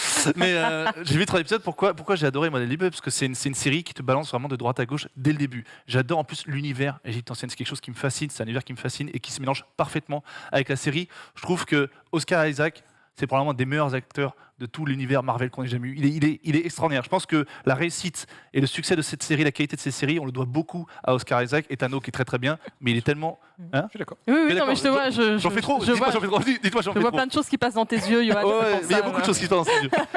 Et voilà, Tu je vois trouve, pas les miens.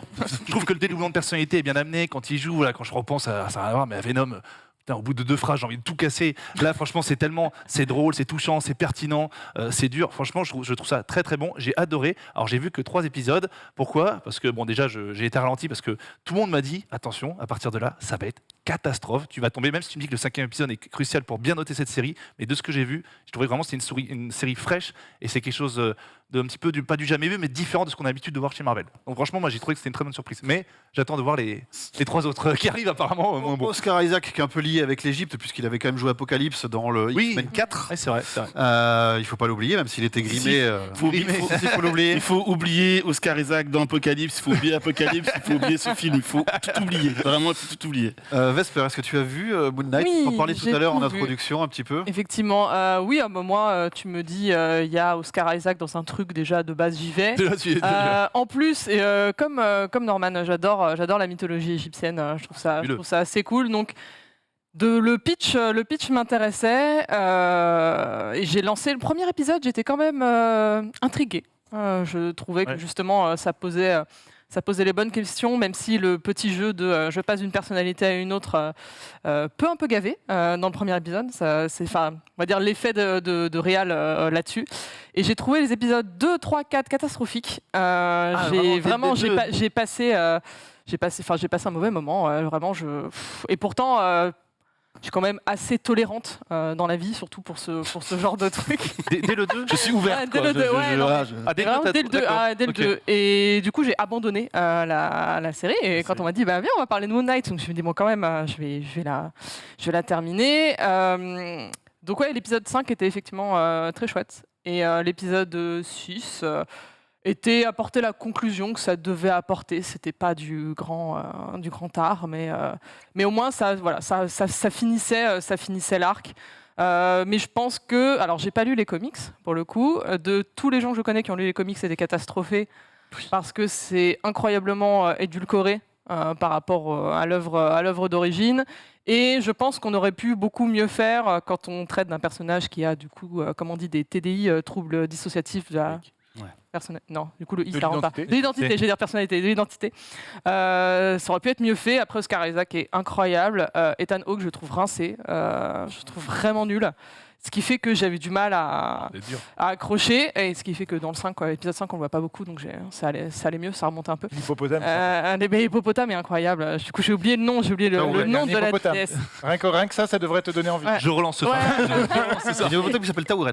Tauret. Ah ouais, Ouais. Ah, je sais pas. Et, Divinité égyptienne. Et ils ont modifié un personnage par rapport à l'œuvre d'origine. Enfin, du coup, la femme de Marc, qui est Layla dans la série, l'actrice est super. Je trouve vraiment qu'elle donne tout.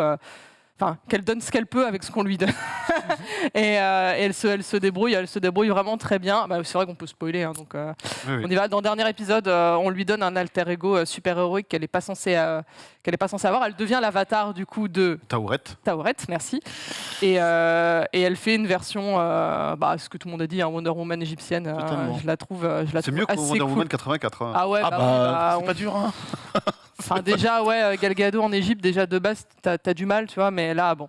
Bref. Donc, je suis moins énervé que quand j'avais commencé. Là, en terminant, je trouve ça cool. T'as préféré vers la fin que vers le début. Ouais. Okay. J'ai aimé le premier épisode et après j'ai détesté. Après, et voilà, à la fin, un peu remonter tout ça. Après, on sait que Oscar Isaac a signé que pour la série là, donc on sait pas. La fin est assez ouverte, donc te donne quand même envie te laisse penser qu'il y aurait une saison 2, mais pour l'instant, rien n'est signé, donc on ne sait pas ce que ça va donner. Pareil, ça n'a aucun lien avec le reste du MCU. Donc on sait niveau pas... succès, on sait si ça a bien marché, si ça a été... Il y a un retour là-dessus. Je ne sais pas, au niveau retour de fans. C'est toujours le problème avec les plateformes, Ouais. c'est qu'elles Oui, ne on communiquent que Des les chiffres, chiffres qu'elles ouais. veulent communiquer. Voilà, c'est ça. Exactement. Donc, J'ai pas vu de tweet. Ouais, mais il y a- c'est incroyable, j'ai il y a- pas vu ça. il y a un petit retournement, un petit switch à la base. Ils avaient annoncé dans le premier trailer promotionnel du 6e épisode que c'était la série finale. Mm. Et là, D'accord. la veille, lorsqu'ils ont recommuniqué sur l'épisode 6, ils ont dit c'est Ouais. la fin de la saison. Ah. Donc il y a Ah. de fortes rumeurs pour qu'il y ait une saison 2, de fortes rumeurs qu'Oscar Isaac s'embarque aussi. Je sais pas si t'avais fini. Non, vas-y, Alors, que dire de Ouais. Moon Knight? Déjà, j'ai eu la chance. Merci. excuse-moi, avant de te laisser Vas-y, la vas-y. parole, je voulais juste te Sondage. préciser, il y a eu un sondage qui a Yep, été vas-y, lancé vas-y. Oui. pour savoir de 1 à 5 combien est-ce que les gens qui nous regardent ont apprécié Ouais. Moon Knight, 5 étant la meilleure note. Mhm. Bien entendu, c'est le 3 qui a remporté Ouais. d'une courte tête Ouais. devant le 4. Ok. Donc voilà, grosso modo, vous êtes quand même plutôt enthousiaste, en tout cas pour celles et ceux qui ont participé au sondage. Alors, Alix. par où commencer parce qu'il y a quand même tellement de choses à dire. Déjà, j'avais déjà pu voir les 4 premiers épisodes, donc j'étais en avance sur pas mal de monde. Il fallait que j'attende après des semaines et des semaines pour voir les 2 derniers. Donc j'avais déjà supporté l'épisode 3 qui bon, il y a Gaspard Ulliel dedans, ça c'est le point cool, mais en fait le rôle qu'on lui donne est absolument à chier, donc ça c'est chiant. C'est l'épisode de la CGI où la CGI commence à être moche. Il y a notamment une scène de combat avec des pics, etc. C'est horrible. Moon Knight, c'est quand même lorsque Disney+, Disney a teasé un peu cette série, tu voyais le côté sombre, parce qu'on rappelle qu'il y avait un Piggy autour de cette série, c'était annoncé comme étant assez violent, sombre. J'ai jamais vu de choses violentes et sombres dans cette série, première déception.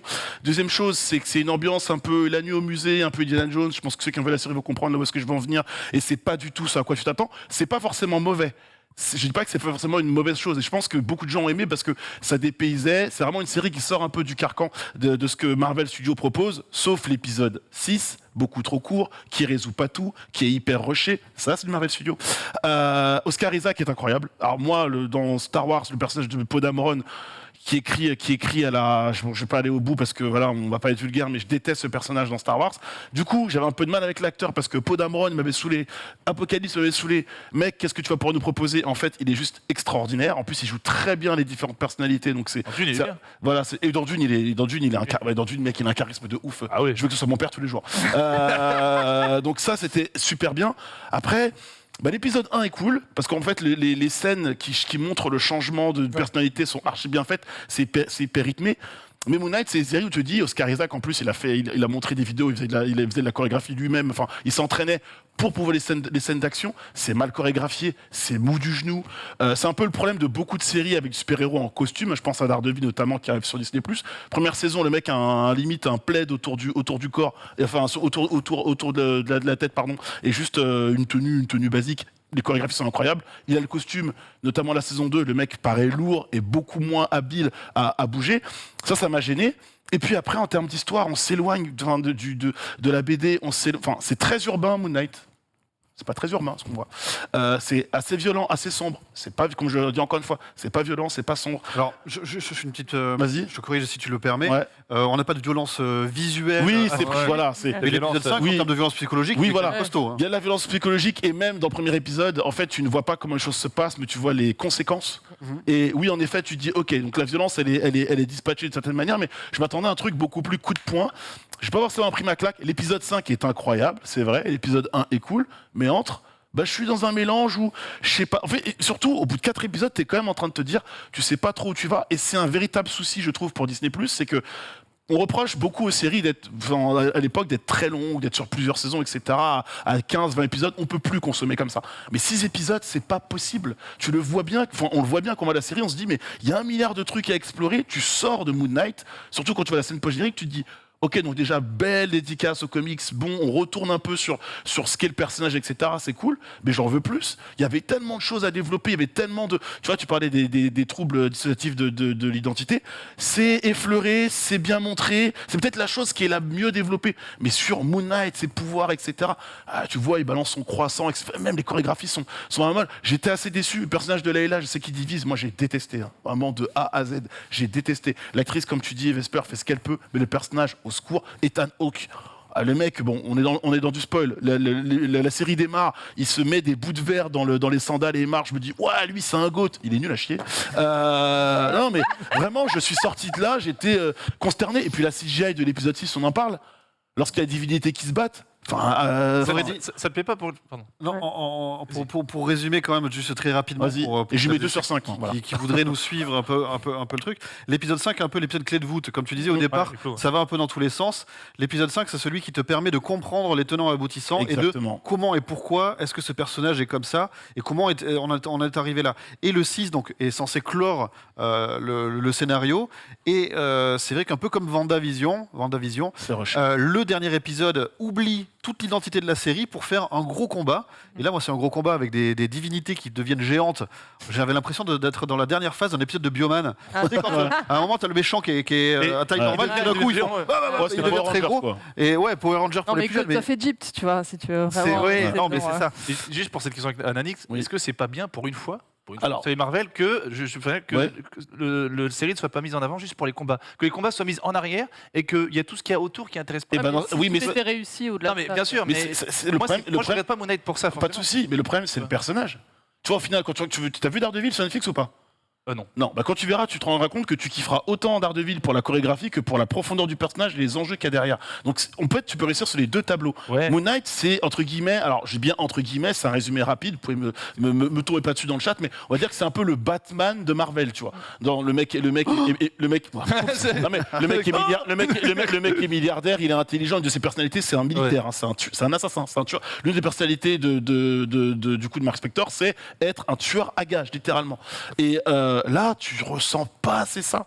Il y a une brutalité dans le personnage que tu ne retrouves pas dans cette série. Et ce qui est dommage, là où tu marques un vrai point, c'est que ça sort du carcan de Marvel Studios. Pour une fois, le cahier des charges n'est pas respecté parce que ça ne tire. Enfin, à aucun moment, ça fait forcément référence à des séries. Il y avait des caméos prévus, ils les ont enlevés. Et ils les ont enlevés. Donc, à mon avis, la saison 2, qui devrait y avoir, je pense, au moins pour que la série tienne et un véritable sens, Ouais.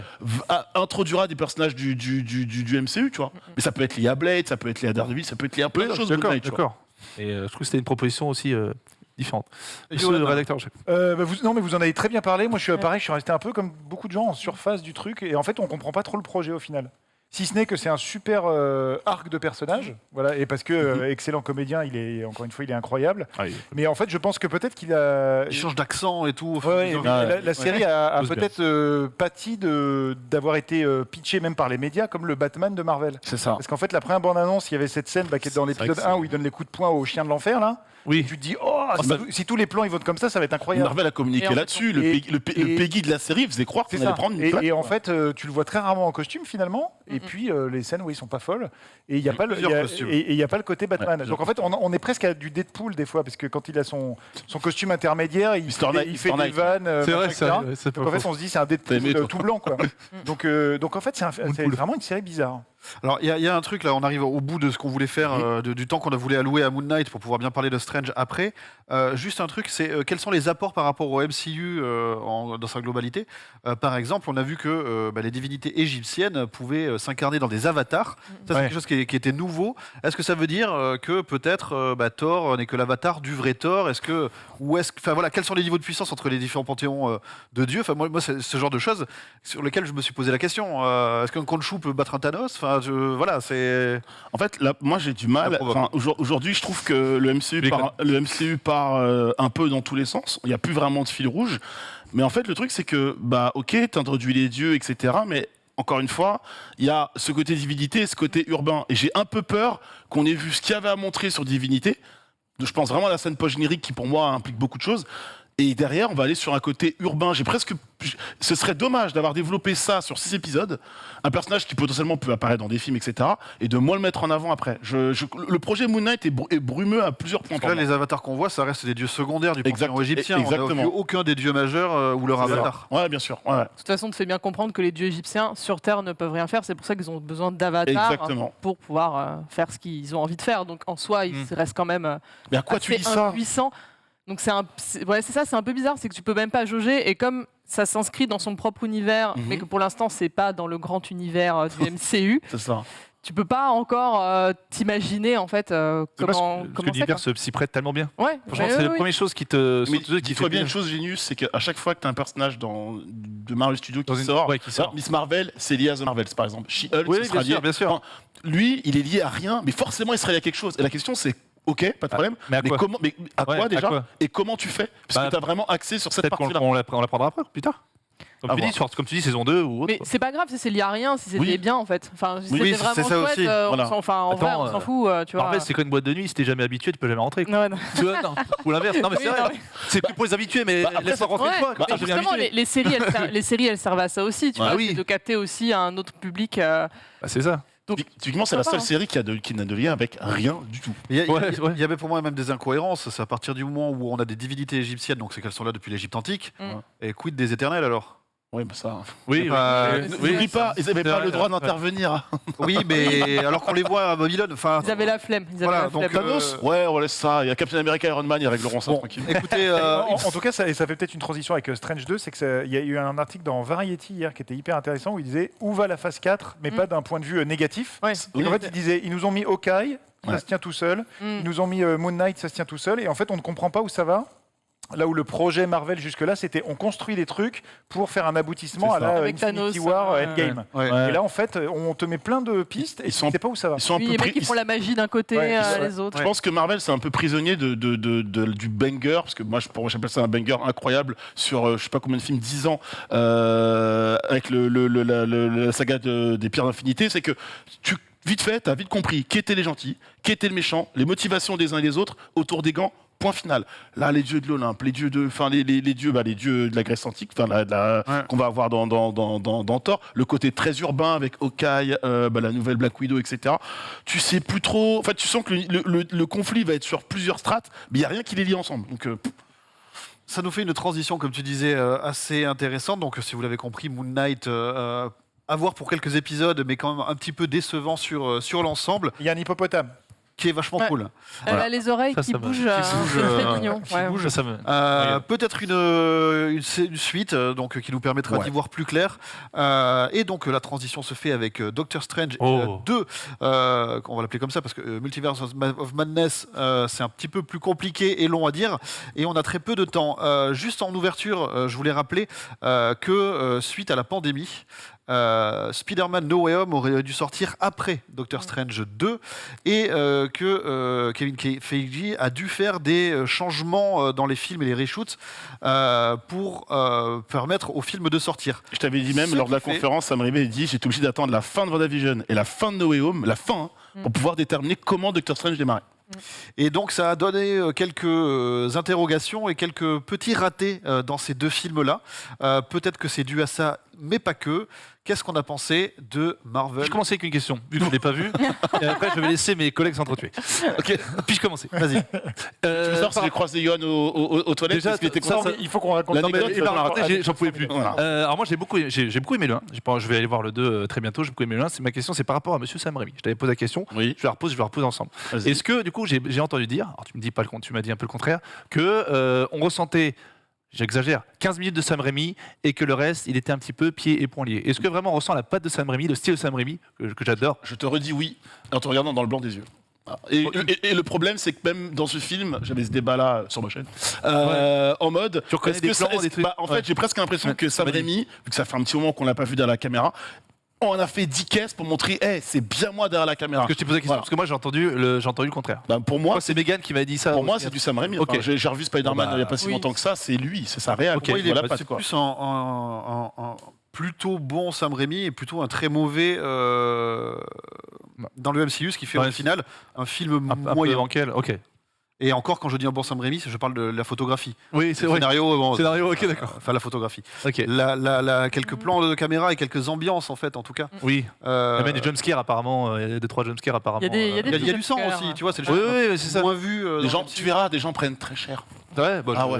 Vesper, Ouais, j'aime. est-ce que tu as vu J'ai vu, Doctor Strange 2? je l'ai vu 2 fois, du coup, et ouais, c'est devenu un de mes Marvel préférés. Ah, Donc, on t'a voilà. adoré. Non, je Donc, pose. on a Check. du Voilà. plateau qui Ouais, est- désolé. Non, mais je suis désolée. Il a, lui, là. Je suis désolée. Non, alors, déjà de base, j'aime beaucoup le personnage de Strange. J'aime beaucoup Cumberbatch pour des milliards de raisons. J'ai le personnage de Wanda au tout début, comme beaucoup, je la trouve un peu bof parce qu'elle n'était pas extrêmement bien exploitée. Et entre du coup, justement, Infinity War et surtout WandaVision.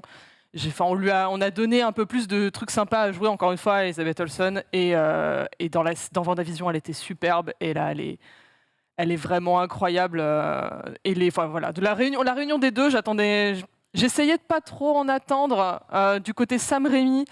Parce qu'on connaît beaucoup de blockbusters où l'argument c'est on a ramené un grand réal et puis au final il se fait bouffer et ça donne un truc à l'eau tiède. Alors là c'est pas non plus c'est pas jusqu'en enfer non plus quoi. C'est pas mais Bon film. Bon film, mais clairement. C'est un bon film. on sent quand même que il a eu quand même plus que Kevin Feige en tout cas lui a laissé plus de marge de manœuvre. Qu'il a pu faire un peu ces petites marottes, surtout visuelles, qu'il a pu kiffer, et ça fait plaisir dans des films Marvel de voir un réal qui refait un peu ces petites thématiques et on sent qu'il a pris plaisir à le faire. En vrai, là, j'avais rematé justement, avant de le revoir pour la deuxième fois, j'avais rematé Spider-Man que j'avais pas revu, enfin No Way Home que j'avais pas revu depuis la salle. Qui effectivement, évidemment, sans surprise, ne survit pas à un deuxième visionnage. C'est assez compliqué. Il y survit très très mal. C'est assez compliqué. Mais j'avais tellement envie d'être une petite souris pour me dire qu'est-ce que Sam Raimi a ressenti pour de vrai en voyant ses persos repris comme ça dans No Way Home. On le saura peut-être dans 15 ans, 20 ans. Je peux te répondre, il a dit qu'il avait adoré avec un grand sourire. Sauf qu'il y avait Kevin Feige derrière lui. Donc voilà. Oui, non, mais voilà, hors promo, quand le jour il pourra parler pour de vrai, je suis quand même curieuse de savoir ce qu'il a vraiment ressenti devant tout ça. Parce que, en vrai, quasiment tous les films de super-héros depuis n'ont fait que reprendre ce qu'il a fait dans Spider-Man 1 et 2 et le refaire en moins bien. Au niveau scène un peu épique et héroïque. Pour revenir à Strange. J'ai adoré, voilà, j'ai trouvé ça assez chouette. Justement, le changement de ton était bienvenu. C'est un peu moins trip psyché que le premier que j'avais bien aimé. Premier. T'as préféré le 2 au premier ? Je préférais le 2 du coup, ouais. Et il y a des moments qui justement changent un peu. De toute façon, on peut spoiler, hein, mais il y a quelques scènes où on voit que toutes les scènes où un peu Scarlet Witch est totalement désarticulée. Du coup, je ne veux pas trop te spoiler toi non plus, c'est ça qui est un peu. Mais bon, voilà. Ça n'empêchera pas d'aller le voir. Il y a des moments où elle est vraiment en pantin désarticulé ou des jeux de miroir et tout qui sont vraiment cool. Où il y a des moments où tu sens que en fait, il a voulu en faire un pseudo zombie, même si c'est pas du tout le cas ici. Mais en gros, il s'est fait plaisir. Visuellement, il y a des trucs super. Et de l'autre côté, il y a des trucs qui pouvait être beaucoup mieux. La CG est pas toujours incroyable. Et quand on nomme un film Multiverse of Madness, je pensais qu'on allait quand même avoir un multiverse quand même un peu plus imaginatif. Je pensais qu'on allait avoir des trucs. Forcément, en plus, on s'est déjà pris la claque avec Spider-Verse juste avant. Donc tu te dis, ouais, le multivers. Est-ce que c'est pas le vrai multivers Bah oui, bien sûr. Et à partir du moment où il y a multivers dans le titre, tu te dis, bon, ok, est-ce que dans tous les mondes que tu peux me proposer, juste le monde qu'on a actuellement avec plus d'arbres, qui est donc du coup l'un des mondes qu'on voit dans le film, il y a peut-être moyen d'être un peu plus créatif et de faire un truc un peu plus cool. Mais sinon, là, je trouve que l'usage des caméos, on va peut-être pas en dire plus par rapport à Genius, je sais pas. L'usage des caméos est bien fait. L'usage des caméos est mieux fait que dans No Way Home. Je suppose, comme beaucoup, que ça fait partie des reshoots qui ont été faits afin de un peu caler avec tout ça. Et par exemple, la scène, justement, l'affrontement des deux Strange avec une scène de notes de musique, de combat de notes de musique, est vraiment super. Ça sort de nulle part et c'est super, en fait. Donc, oui, j'en redemande. Alors, question, mais justement, on en parlait avant de ces MCU avec Disney+, qui se perd parfois un petit peu. On nous avait dit au moment de Loki, ça y est, le multivers est lancé. On nous a dit au moment de What If, regardez, ça donne ça. On nous a dit sur No Way Home, ça y est, regardez, ça part de là. Et là, on nous dit, ben non, c'est là le Multiverse of Madness. Et au final, on n'est même pas sur un jalon important, on est sur un filler, puisque les choses n'avancent toujours pas. Le multivers n'est toujours pas lancé en vrai. Bah, en vrai, Loki, c'est un multivers. C'est pas comme on a déjà parlé en off, mais c'est pas vraiment un multivers, c'est différentes temporalités. C'est là-dessus que c'est vraiment plus précisé à la fin. C'est pas un vrai multivers, c'est plus une question de différentes temporalités et différents fils du temps qui sont pas les mêmes règles, etc. qui sont pas les mêmes règles. What If, c'est un peu plus dans l'idée qu'on peut avoir du multivers à travers une proposition, à travers le Gardien. Allez voir la série d'animation, tout n'est pas fou, mais au moins l'épisode Doctor Strange est vraiment incroyable. Mais ça aussi, c'est une déception, puisque Voilà. celui qu'on a là au final n'est pas le même. Parce qu'en fait, dans le trailer, on nous fait croire avec une phrase, cette fameuse phrase, tu as fait des grosses bêtises, Steven, quelque chose comme ça, il me semble, en termes de traduction en VF, et t'as jamais cette phrase-là, et t'as pas cette version-là de Strange véritable, celle de What If dans Strange 2. Là, tu sens que c'est le multivers de Sam Raimi. Voilà, sa vision du multivers. Donc on n'est pas vraiment... Je suis d'accord. En fait, ça fait partie des petits bémols. C'est pas le multivers réel tel qu'on pouvait l'imaginer. Je pense qu'il n'y aura pas un multivers, mais plusieurs. C'est un peu comme ça que Marvel essaye un petit peu de se défendre. Bon, évidemment, moi j'ai adoré. Donc team Vesper ici. Sam Raimi C'est les cons. m'a régalé. Je vais reprendre une de ses phrases. C'est même, pour moi, aujourd'hui, un de mes top 5 MCU. Et sans problème. Ah, carrément. Je vais expliquer pourquoi. Déjà, Strange, on a bien compris, et Kevin Feige a bien appuyé dessus, que éventuellement c'est le personnage qui va devenir leader d'une certaine équipe, ou d'une équipe en tout cas, qui va avoir un rôle vraiment important dans le studio. Et je trouve que des choses qui étaient un peu passées, qui étaient un peu, effleurées à la surface dans le premier Strange, au niveau de sa personnalité, de ses peurs, de ses angoisses, de sa psyché, parce que évidemment un super-héros est toujours torturé, n'est-ce pas? Là, elles sont beaucoup plus vues en surface. Attention, chose très importante, c'est le seul film de super-héros aujourd'hui, hein, tout univers confondu, Marvel, DC, où un héros puissant est vraiment puissant. Et il est puissant, on te montre à quel point il est puissant, et le perso fait peur. Je veux dire, Dark Phoenix, elle est puissante, mais elle est étouffée. Captain Marvel, je suis tellement puissante que je vais sauver la galaxie toutes les 3 secondes, et quand j'arrive, je me prends quand même une patate par Thanos. C'est gênant. Là, Wanda, elle est archi forte, elle fait peur de fou. Il y a des moments où voilà, la partie désarticulée, elle fait peur, Wanda.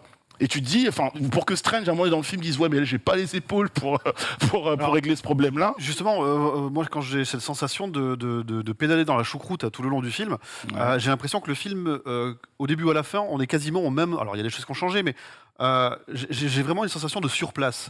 C'est-à-dire que Wanda, on me la survend comme quelqu'un d'ultra puissant, mais en fait, on le sait quand on suit le MCU depuis quasiment son inclusion dans les Avengers. Ouais. Et toute cette histoire de deuil, pour moi, c'était WandaVision servait à gérer son deuil. À la fin, elle renonce à Westview.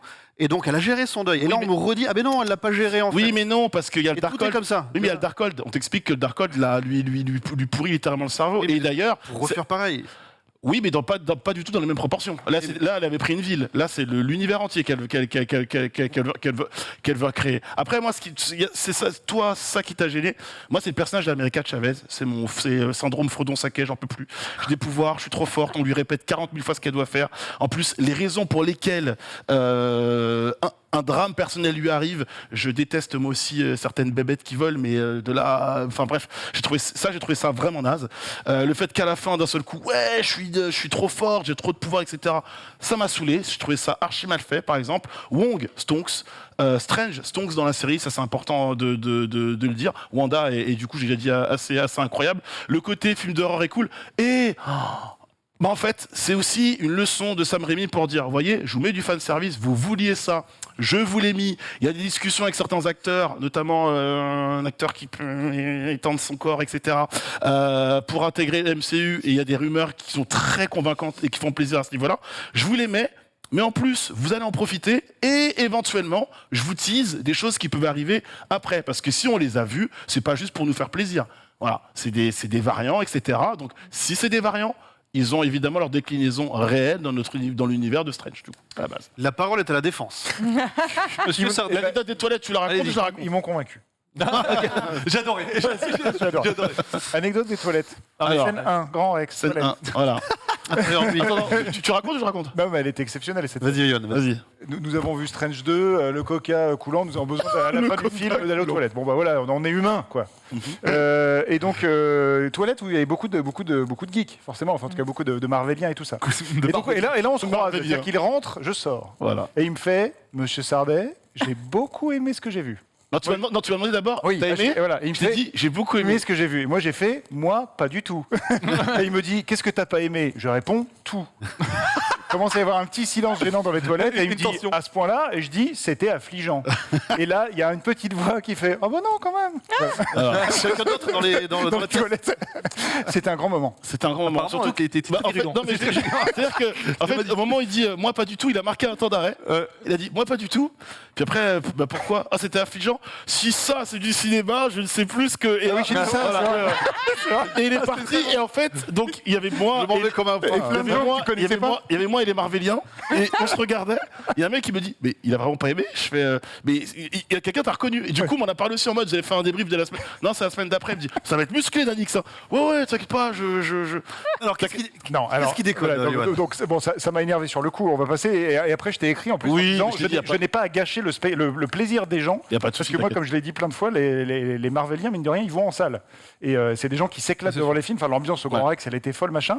Je pense sincèrement que vous méritez mieux que ça. C'est-à-dire que votre fanitude fait que vous méritez plus que des films qui racontent rien, où il y a du fond vert, machin, et où à un moment on vous met un caméo pour que la salle applaudisse, et à la fin on met une scène post-générique qui là est juste tellement pourri, avec un costume sorti d'un carnaval foireux, que je me dis, et on vous donne rendez-vous au film suivant, et que tu disais, ça n'a pas avancé d'un poil. Et moi, en fait, c'est surtout ça qui me gêne. Il a bien résumé. C'est que je trouve que je connais très mal les comics par rapport à vous, c'est pas vraiment ma culture. Ouais. Je sais qu'il y a des grands comics. Tu vois, il y a que ce soit Killing Joke, les trucs de Frank Miller et machin. Civil War. Et là, je trouve que c'est l'équivalent cinéma des comics à 99 cents que tu lis et que tu jettes. Et je trouve ça tellement dommage. On a besoin de ces comics-là. Mais oui, mais je trouve ça dommage. Je trouve que vous méritez mieux en tant que fan. Voilà. Ça m'a c'est un énervé. point pour toi, je te l'accorde. Oui, clairement, en termes de scénar, quand c'est pas les frères Russo, on voit Infinity War, Civil War ou même le soldat. Est-ce que c'est eux le soldat d'hiver? Je sais plus. Bref, on mérite mieux. Mais la scène post-générique, il faut connaître le comics. Après, voilà, faut connaître. Donc, moi, j'étais un peu en dehors. Mais par rapport à ce que tu disais, c'est le titre, Multiverse. On le voit jamais. Of Madness, c'est jamais fou. Donc, après, au bout d'un moment, tu fais, mais on s'est foutu de ma gueule ou quoi? Le film commence sur une scène ignoble visuellement. La scène d'ouverture. Elle me tombait des yeux. Et après, il y a un monstre auquel tu crois pas une seconde, le monstre globuleux là. Ah oui, Dégueulasse. Ah, lui, On fait même plus ça. Gargantos là. Mais on fait même plus ça dans des films des années on dirait Sharknado. Non mais c'est pas possible. C'est pas possible. Et après, de temps en temps, il met sa caméra comme dans Evil Dead. J'adore Evil Dead, j'adore Sam Raimi, juste pour essayer marketingment parlant d'embarquer les cinéphiles qui disent non mais c'est un film de Sam Raimi, ça, il a bougé sa caméra. Mais non mais vous méritez mieux que ça. Voilà. Et Vanda, moi ma surprise que encore une fois je connais pas. Vanda est vraiment centrale, elle est super, mais en fait elle fait 17 fois la même scène. Donc en fait, au bout d'un moment, tu fais oui, t'es en deuil, oui, t'es vénère. Comment ça fait autre chose. C'est pas sa faute à elle, mais en fait, elle joue. Elle a toutes les scènes où elle fait la même chose. Je veux détruire, je suis en colère. Elle est comme un méchant de film d'horreur qui a juste qu'une seule ambition, c'est de. Ouais, mais en fait, au bout d'un moment, tu dis, on peut avoir un arc un peu plus, voilà. Et lui, il fait des gestes, il fait ce qu'il peut. Voilà. Non, il fait ça déjà, il fait ça. Il bien, il fait ça. Voilà, le portail. Voilà. Je vais te foutre dedans si tu continues. Hein. Voilà. Donc j'ai aimé. Le mec qui a rien compris. Donc j'ai aimé. Et moi, ce qui m'a frustré, surtout t'en parlais, c'est qu'à la limite que le MCU, on sait que c'est pas forcément ma cam, mais j'ai beaucoup aimé What If et j'aimais bien le côté on va explorer plein de monde à la New Generation et en fait ça dure 17 secondes. Ouais. Le moment et ce qu'on voit dans l'abondance, il passe, tu fais c'est bien. Ah bah non, on tombe dans un Minority Report avec des plantes. On va passer 1h30 là-dedans, c'est pas très passionnant. Voilà, donc j'ai pas trouvé ça foufou quoi. T'as pas trouvé ça foufou? Moi, J'embrasse tous les gens des toilettes. Moi, je suis quand même plus proche. un grand moment de ma vie. Je suis quand même dans ma réception plus proche de toi que de vous en l'occurrence. Hein, mais J'ai l'impression que tu mets 5 sur 10. moi, je suis. Je te vois. Ouais, je suis au J'aurais été milieu, ouais. menteur. Je suis au milieu parce qu'il y a des trucs que j'ai trouvé cool, mais dans l'ensemble. Voilà, ces sensations de surplace et de filler. Alors que pour moi, c'était un épisode vraiment marquant qui aurait dû faire avancer l'histoire au global. Ah bah, et des choses marquantes dedans. Hein. Encore une fois, on revient sur la phase 4, on ne sait pas où oui, elle un va. peu brouillonne. Justement, Ouais. j'attendais que là, c'était vraiment que ce soit le coup d'envoi. Et l'autre truc, c'est visuellement. J'aimais beaucoup l'univers de Strange avec le côté miroir, les anamorphoses et ce genre de choses. Ok, ouais. Et là, on les a laissés tomber pour autre chose. Et cette autre chose, je le trouve beaucoup moins beau, en fait. Donc c'est totalement subjectif. Donc ça peut pas être un argument. Mais je le dis quand même. Après, t'es plus dans l'univers, tu vois, sorcellerie. C'est qu'à un moment donné, le terme est employé. Il dit voilà, et c'est plus dans le côté horreur, sorcellerie que le côté vraiment magique, magicien où je crée des univers, je crée la dimension miroir. Bon, il l'a créé à un moment donné, elle éclate en 2 secondes, quoi. Donc. Mais c'est pareil. Au moment, il y avait parmi les rumeurs des caméos potentiels, il y avait une histoire de éventuellement Tom Cruise en supérieur à Iron Man. Oui. Quand on voit le sort qui est réservé à tous les caméos, je peux te dire que je comprends pourquoi il a dit non. Hein. Ouais, après, Mais non, après mais ça, Avec son ego. officiellement, jamais été question officiellement de ça, hein. c'est manque de temps. Oui, bah bien Ouais, sûr. non, Oui, oui. mais ça, ce genre de truc, t'as l'impression que c'est littéralement fait pour faire grossir des fake comptes Twitter pour sûr. faire du retweet, tu vois. Ouais. Enfin, moi, ce genre de rumeurs à 2 balles, ça me donne envie de crever. Après, ils l'ont quoi. bien joué parce que sur la scène, le costume ressemble vachement au costume du comics de Ouais, Super Iron mais- Man. Donc là-dessus, Marvel, ils sont toujours très forts pour indiquer une voie et prendre une autre, quoi.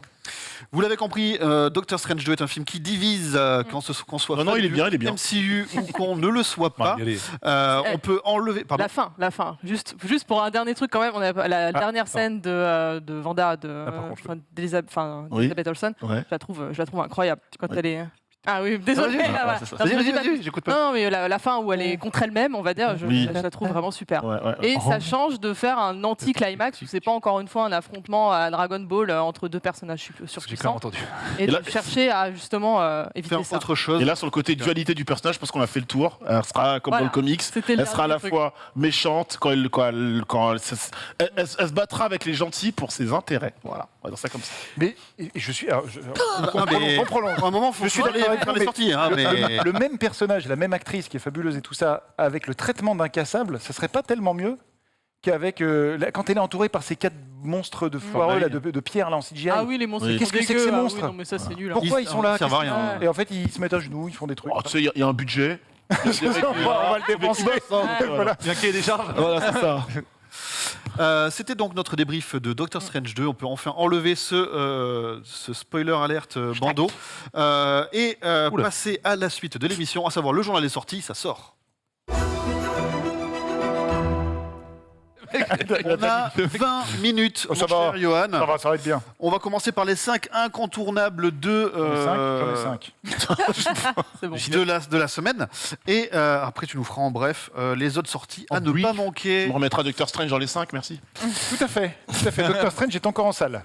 Donc allez le voir. Ça commence au cinéma. Ça commence au cinéma, donc on en parlait un petit peu tout à l'heure. Ce film d'ouverture de Festival de Cannes, coupé de Michel Hazanavicius, qui est donc le réalisateur des OSS 117 notamment, qui sort ce soir, donc un mardi.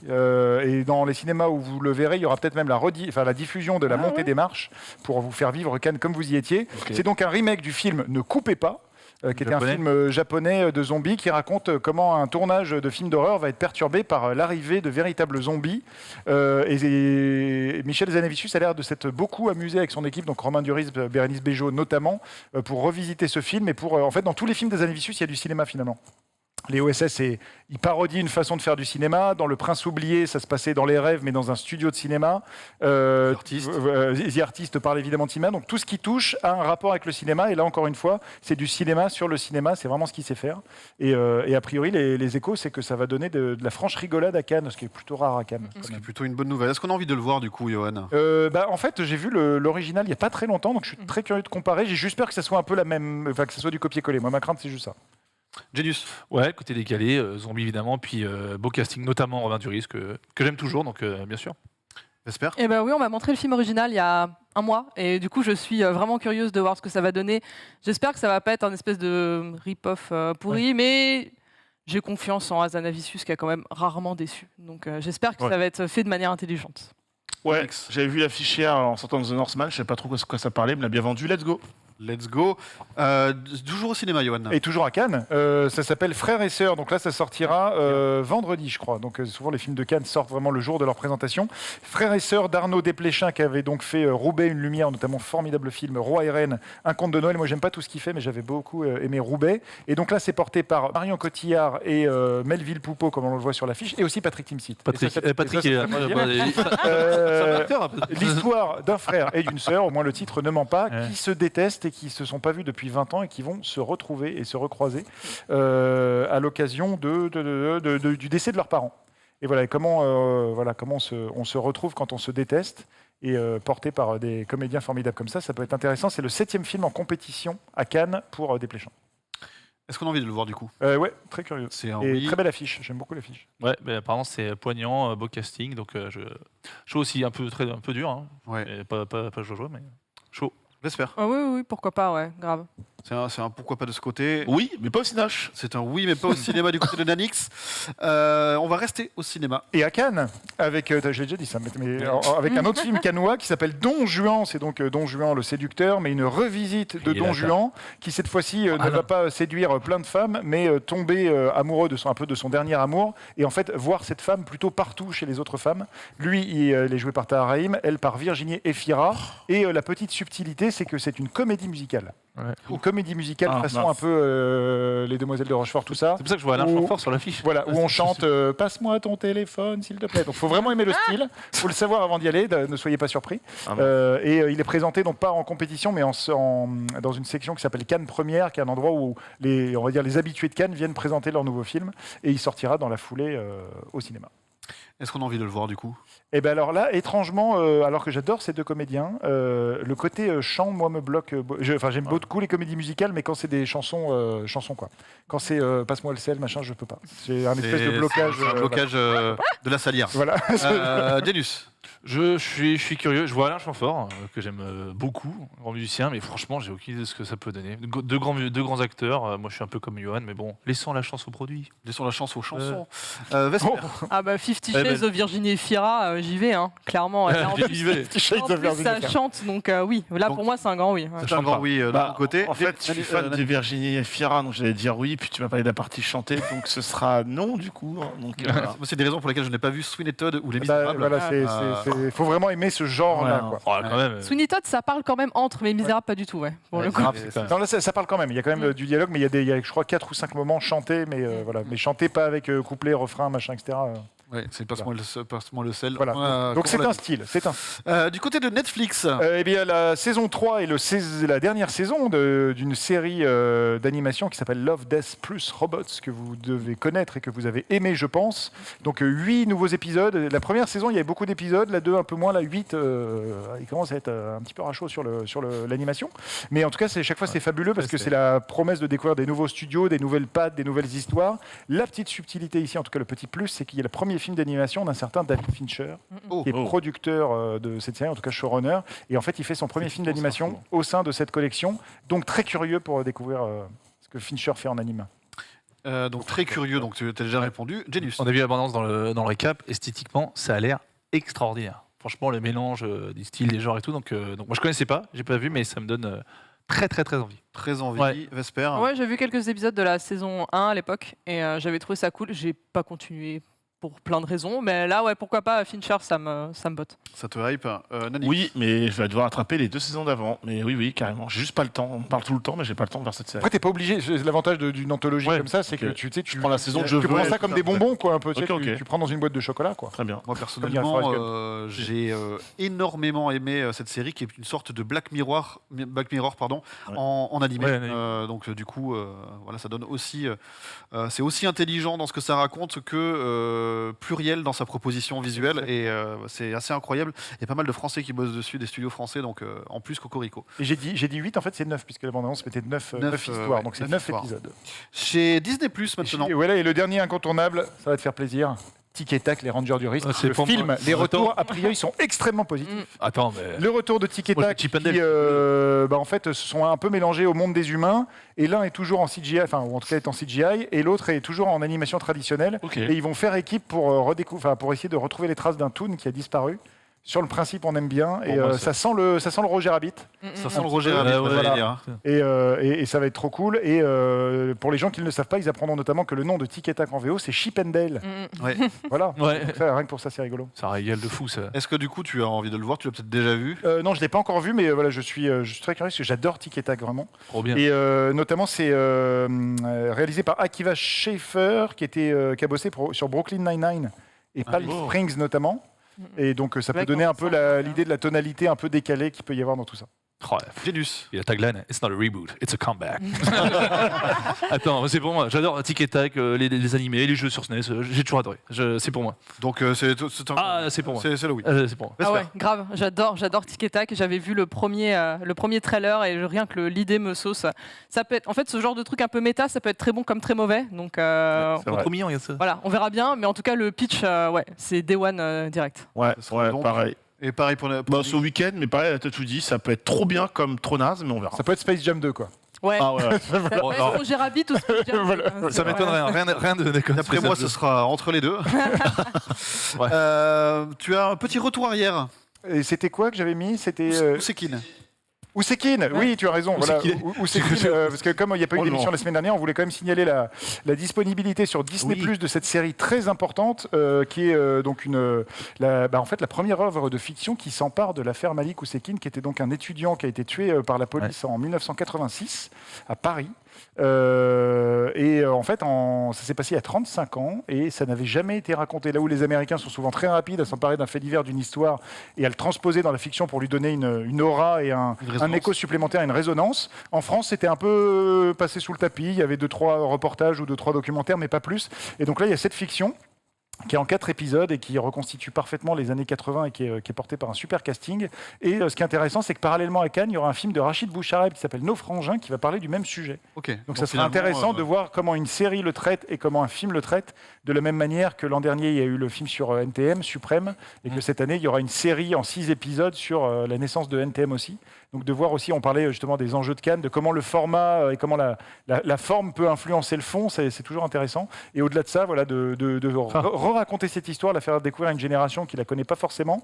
Et surtout, moi, un truc qui m'a frappé, c'est, vous devez comme moi vous balader dans la rue, et en fait, le fait de l'avoir appelé Ousekine et d'avoir toutes les affiches où le nom est écrit et placardé partout. L'impression que ça Rien a que ça, au-delà de la série, c'est un truc important de dire cette histoire a existé et ce nom, il faut le retenir. Voilà. Donc Disney+, qui fait pas forcément toujours tout bien, mais là je pense qu'ils font un truc. Ils jouent un casting.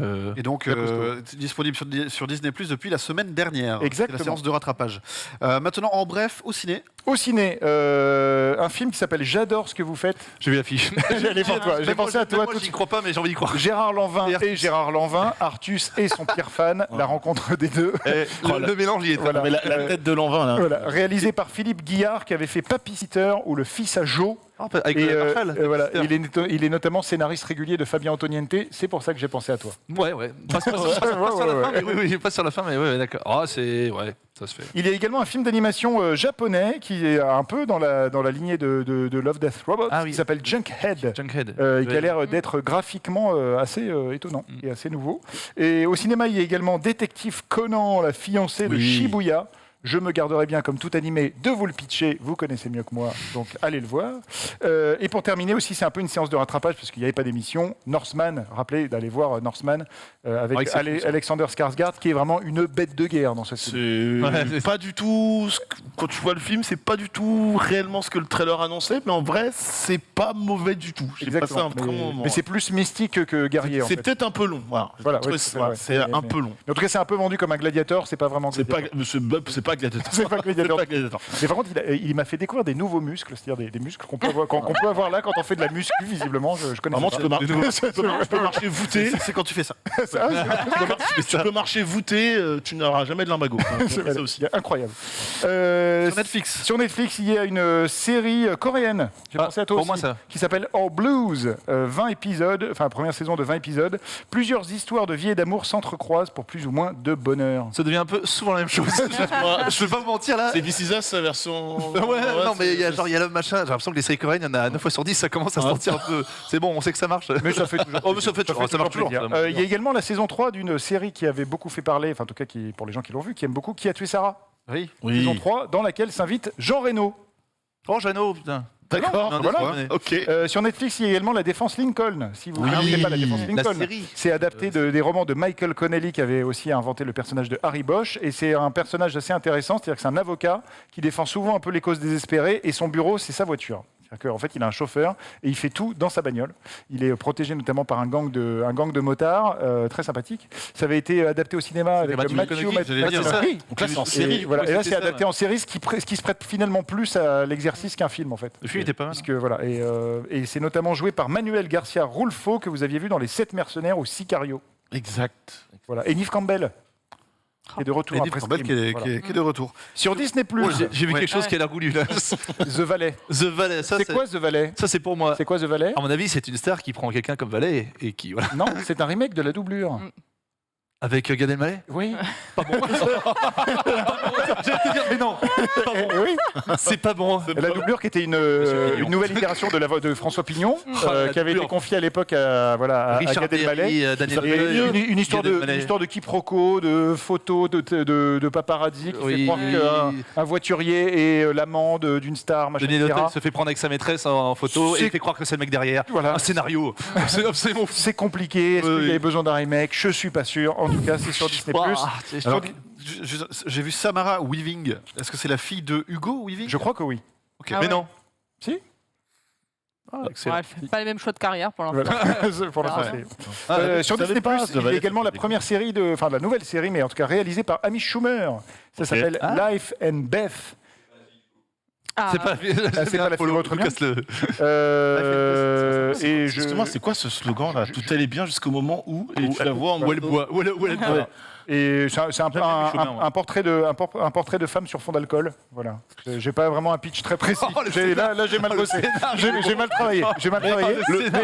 Le pitch est aussi fort que le slogan. Hein. Voilà. C'est- Mais Amy Schumer, elle est toujours rigolote. Ouais, Ouais. J'aime Donc, bien. mais Amy Tout allait Schumer, bien jusqu'au moment où elle a bu. Quoi. Voilà, exactement. Sur Prime, un film qui a l'air assez étonnant, enfin une série pardon, qui s'appelle Vers les étoiles avec Sissy Spacek et J.K. Simmons. Et donc c'est J.K. Simmons, le Oui. Jonah Jameson de l'univers Spider-Man. Et Whiplash. Un couple de retraités découvre, enterré sous son jardin, une brèche traversant l'espace-temps vers une planète désertique et ils s'y rendent de temps en temps pour passer des bonnes soirées. Et sauf qu'un jour, ils rencontrent quelqu'un qui va s'incruster dans leur univers. Et Ils ça a sont un l'air, peu dans le fantastique, hein, ouais. Prime, avec Outer Range et puis ça. ils aiment bien ce genre de pitch. Sur Prime, il y a également la partie 2 de la saison 1 de Bang Bang Baby, qui est donc une série sur une jeune femme plongée dans l'univers de la mafia, avec une affiche assez cool. Et donc, en fait, de plus en plus, un peu comme Netflix, ils séparent les saisons maintenant en parties différentes pour pas tout Faut mettre. arrêter de faire ça. J'ai encore pensé à toi, décidément, j'arrête pas. Ah, c'est pas deviner le tennis. Il y a un documentaire sur Yannick Noah qui s'appelle Yannick Noah, le sens de la gagne. Roland Garros approche, évidemment. Exactement, donc ce Et là, documentaire, il est pour toi. Son sport préféré. Ouais, exactement. C'est la famille, ouais. C'est la famille. Sur Apple TV+, il y a Now and Then qui explore les différences entre un peu les rêves, les aspirations et puis ce qu'ils ont réalisé entre un groupe d'amis quand ils sont jeunes et puis plus tard. Voilà. T'as pas changé, qu'est-ce que tu deviens? Tu t'es marié, t'as 3 gamins. Rendez-vous, c'est Déprimant, Patrick Bruel dedans. Patrick Bruel, Ouais. exactement. Sur Salto, et là, si vous avez aimé Moon Knight, si vous avez aimé Tomb Raider, vous allez aimer Théodosia. L'affiche parle d'elle-même. Une jeune femme. L'affiche. Non, monsieur, Voilà. non. Une jeune femme, fille d'archéologue, va découvrir des pouvoirs magiques dans un tombeau égyptien et du coup vivre plein d'aventures. On dirait Benjamin Gates, mais en moins En plus, bien, t'aurais quoi. pu citer la momie, Benjamin. tu vois. Ou la momie, c'est vrai que j'aurais pu citer la momie. Sur Canal+, Plein de films citons sur qu'il Canal. y a, voilà, un peu, ils se mettent à l'heure du Festival de Cannes et puis avec le rétrécissement de la fenêtre de la chronologie des médias, il y a plein de choses qui déboulent. Il y a notamment Titan cette semaine que vous pouvez voir oui. ou revoir sur Canal. Il y a Drive My Car qui avait été nommé à plein d'Oscars et qui avait eu le prix du scénario à Cannes, là où Titan avait eu la Palme Putain, à ne d'Or. pas mettre entre toutes les mains. Hein, ça. Oui, le regardez pas avec vos Ah, parents. oui. Si vous dites papa, maman, j'ai un super film pour ce soir, non, ne regardez pas Non, Titan. non. Voilà. Regardez le seul, c'est mieux tout Ouais. seul. Tout s'est bien passé, qui était également à Cannes l'an dernier avec j'ai pas vu Sophie ça. Marceau qui accompagne André Dussolier en fin de vie, signé François Ozon. Teddy, un film de loup-garou porté par le toujours formidable Anthony Bajon. Ah, je voulais Film, le voir. film ça, c'est assez Radivert. décalé par le tandem qui est en train de faire le premier film de requin français. Ouais, Il je- s'appelle L'année du requin qui sort. Et la tagline est un requin dans les Landes. J'adore cette tagline. Ça sortira cet été. Et puis il y a Dune. Et puis il y a Si c'est vendredi Ah, ou cool. samedi sur Canal+. Parfait, ça. Et enfin, pour terminer, on termine peut-être avec le meilleur film, c'est Scream, à revoir en VOD. Oh, non, Je non, déconne. non, non. C'est pas bien. J'ose pas le voir. Même en VOD. C'est le non, 5 du coup. Je l'ai pas vu encore. C'est le nouveau Scream qui Ouais. est disponible en VOD cette C'est semaine. comme Venom. Venom 2, vous n'avez pas vu ces non, non. films-là. Rien D'aller- comme Venom non, mais, 2. mais je- Rien. c'est à chier. Ça chie. Oui, mais Venom 2, c'est. Voilà. C'est une level. Ah, quoi qu'il y a Morbus, faut que je vois Morbus aussi. Bah, c'est moins pire. en plus. Ah ouais. Mais ça, c'est vraiment. Ah, Scream, ouais. c'est vraiment à chier. Hein. De toutes ces sorties, il y en a une qui vous chauffe plus qu'une autre, Vesper. Waouh, voilà, il y en a eu 40 Il y en a d'un trop, coup il y en a eu qui trop. ont été balancés Toutes au sorties visage, je sais plus. Toutes les sorties ciné, tu vois. Ouais, ouais. Non, mais tout, là, tout. On rappelle, plus, là, il y a le tout. truc sur Noah. Je peux regarder. Toi, il peut tricher. lui. Ah oui, il a le bah, droit de tricher. ouais, Mais moi, ouais. je suis Pendel. Vas-y, mets-moi tic et tac. Tic et tac, allez, ça. Allez, ça- tic et tac. Oui. Non, On mets-moi va ça, tic et tac. mets-moi ça. Non, mais en vrai, de tout ce qu'on a vu depuis le début, c'est Tic et Tac qui m'intéresse le plus. Il y en a plein, mais bon. ouais. Vraiment, parce que, ouais. Moi, Voilà, pour des raisons évidentes. j'attends Ouais. The Northman depuis la première bande-annonce. Ouais. Donc là, je suis Northman. assez content que Pensez à voir ça. enfin, voilà. Sois bien réveillé, hein, parce que je te promets que le film est bien long. Non, mais moi, j'ai beaucoup aimé The Witch et tout ça, donc Ok, j'ai d'accord. pas de problème du tout. Je m'attendais vraiment pas à ça, mais c'est bien. Il y a un plan séquence guerrier quand même qui est Oh, pas oui. mal. Pour... En termes de violence suggérée ou pas suggérée, on est bien haut, quoi, tu vois. Ça dessus, le trailer n'a pas menti. C'est bien sanglant, bien violent, voilà. Bien dur. Merci beaucoup Vesper d'avoir été avec nous Mais merci pour pour ce l'invitation, encore une fois. double débrief placé sous le signe de Marvel. Voilà, on se retrouve bientôt à l'occasion d'une autre émission, on l'espère. Quand vous voulez. Merci beaucoup mon bon Alix. Je renvoie Johan Sardet dans Dans les l'univers toilettes, dans les toilettes du Voilà. multivers. Qui s'excuse. Voilà. Tu vois l'urinoir au fond. Merci beaucoup plaisir. Norman, merci beaucoup Johan. Merci à toi. Johan, la semaine prochaine, je te laisse les rênes de l'émission. Tout à fait, je vais Oh. tenter de pas te dire de bêtises. Voilà, puisque moi je serai en vacances. Oh, En c'est l'occurrence, beau. Je mérite. mais l'émission a bien lieu à son heure habituelle, 16h30 en direct sur Twitch. Ce sera une spéciale Tom Cruise. En plus, on va se régaler. Tom Cruise. On va se régaler. un petit coucou à Paul qui a participé Polo. à l'écriture de l'émission. Xavier et Latifa à la technique. Là tout de suite, ça va être le before, puis le récap et le react. Restez sur le stream. À bientôt. Ciao, ciao.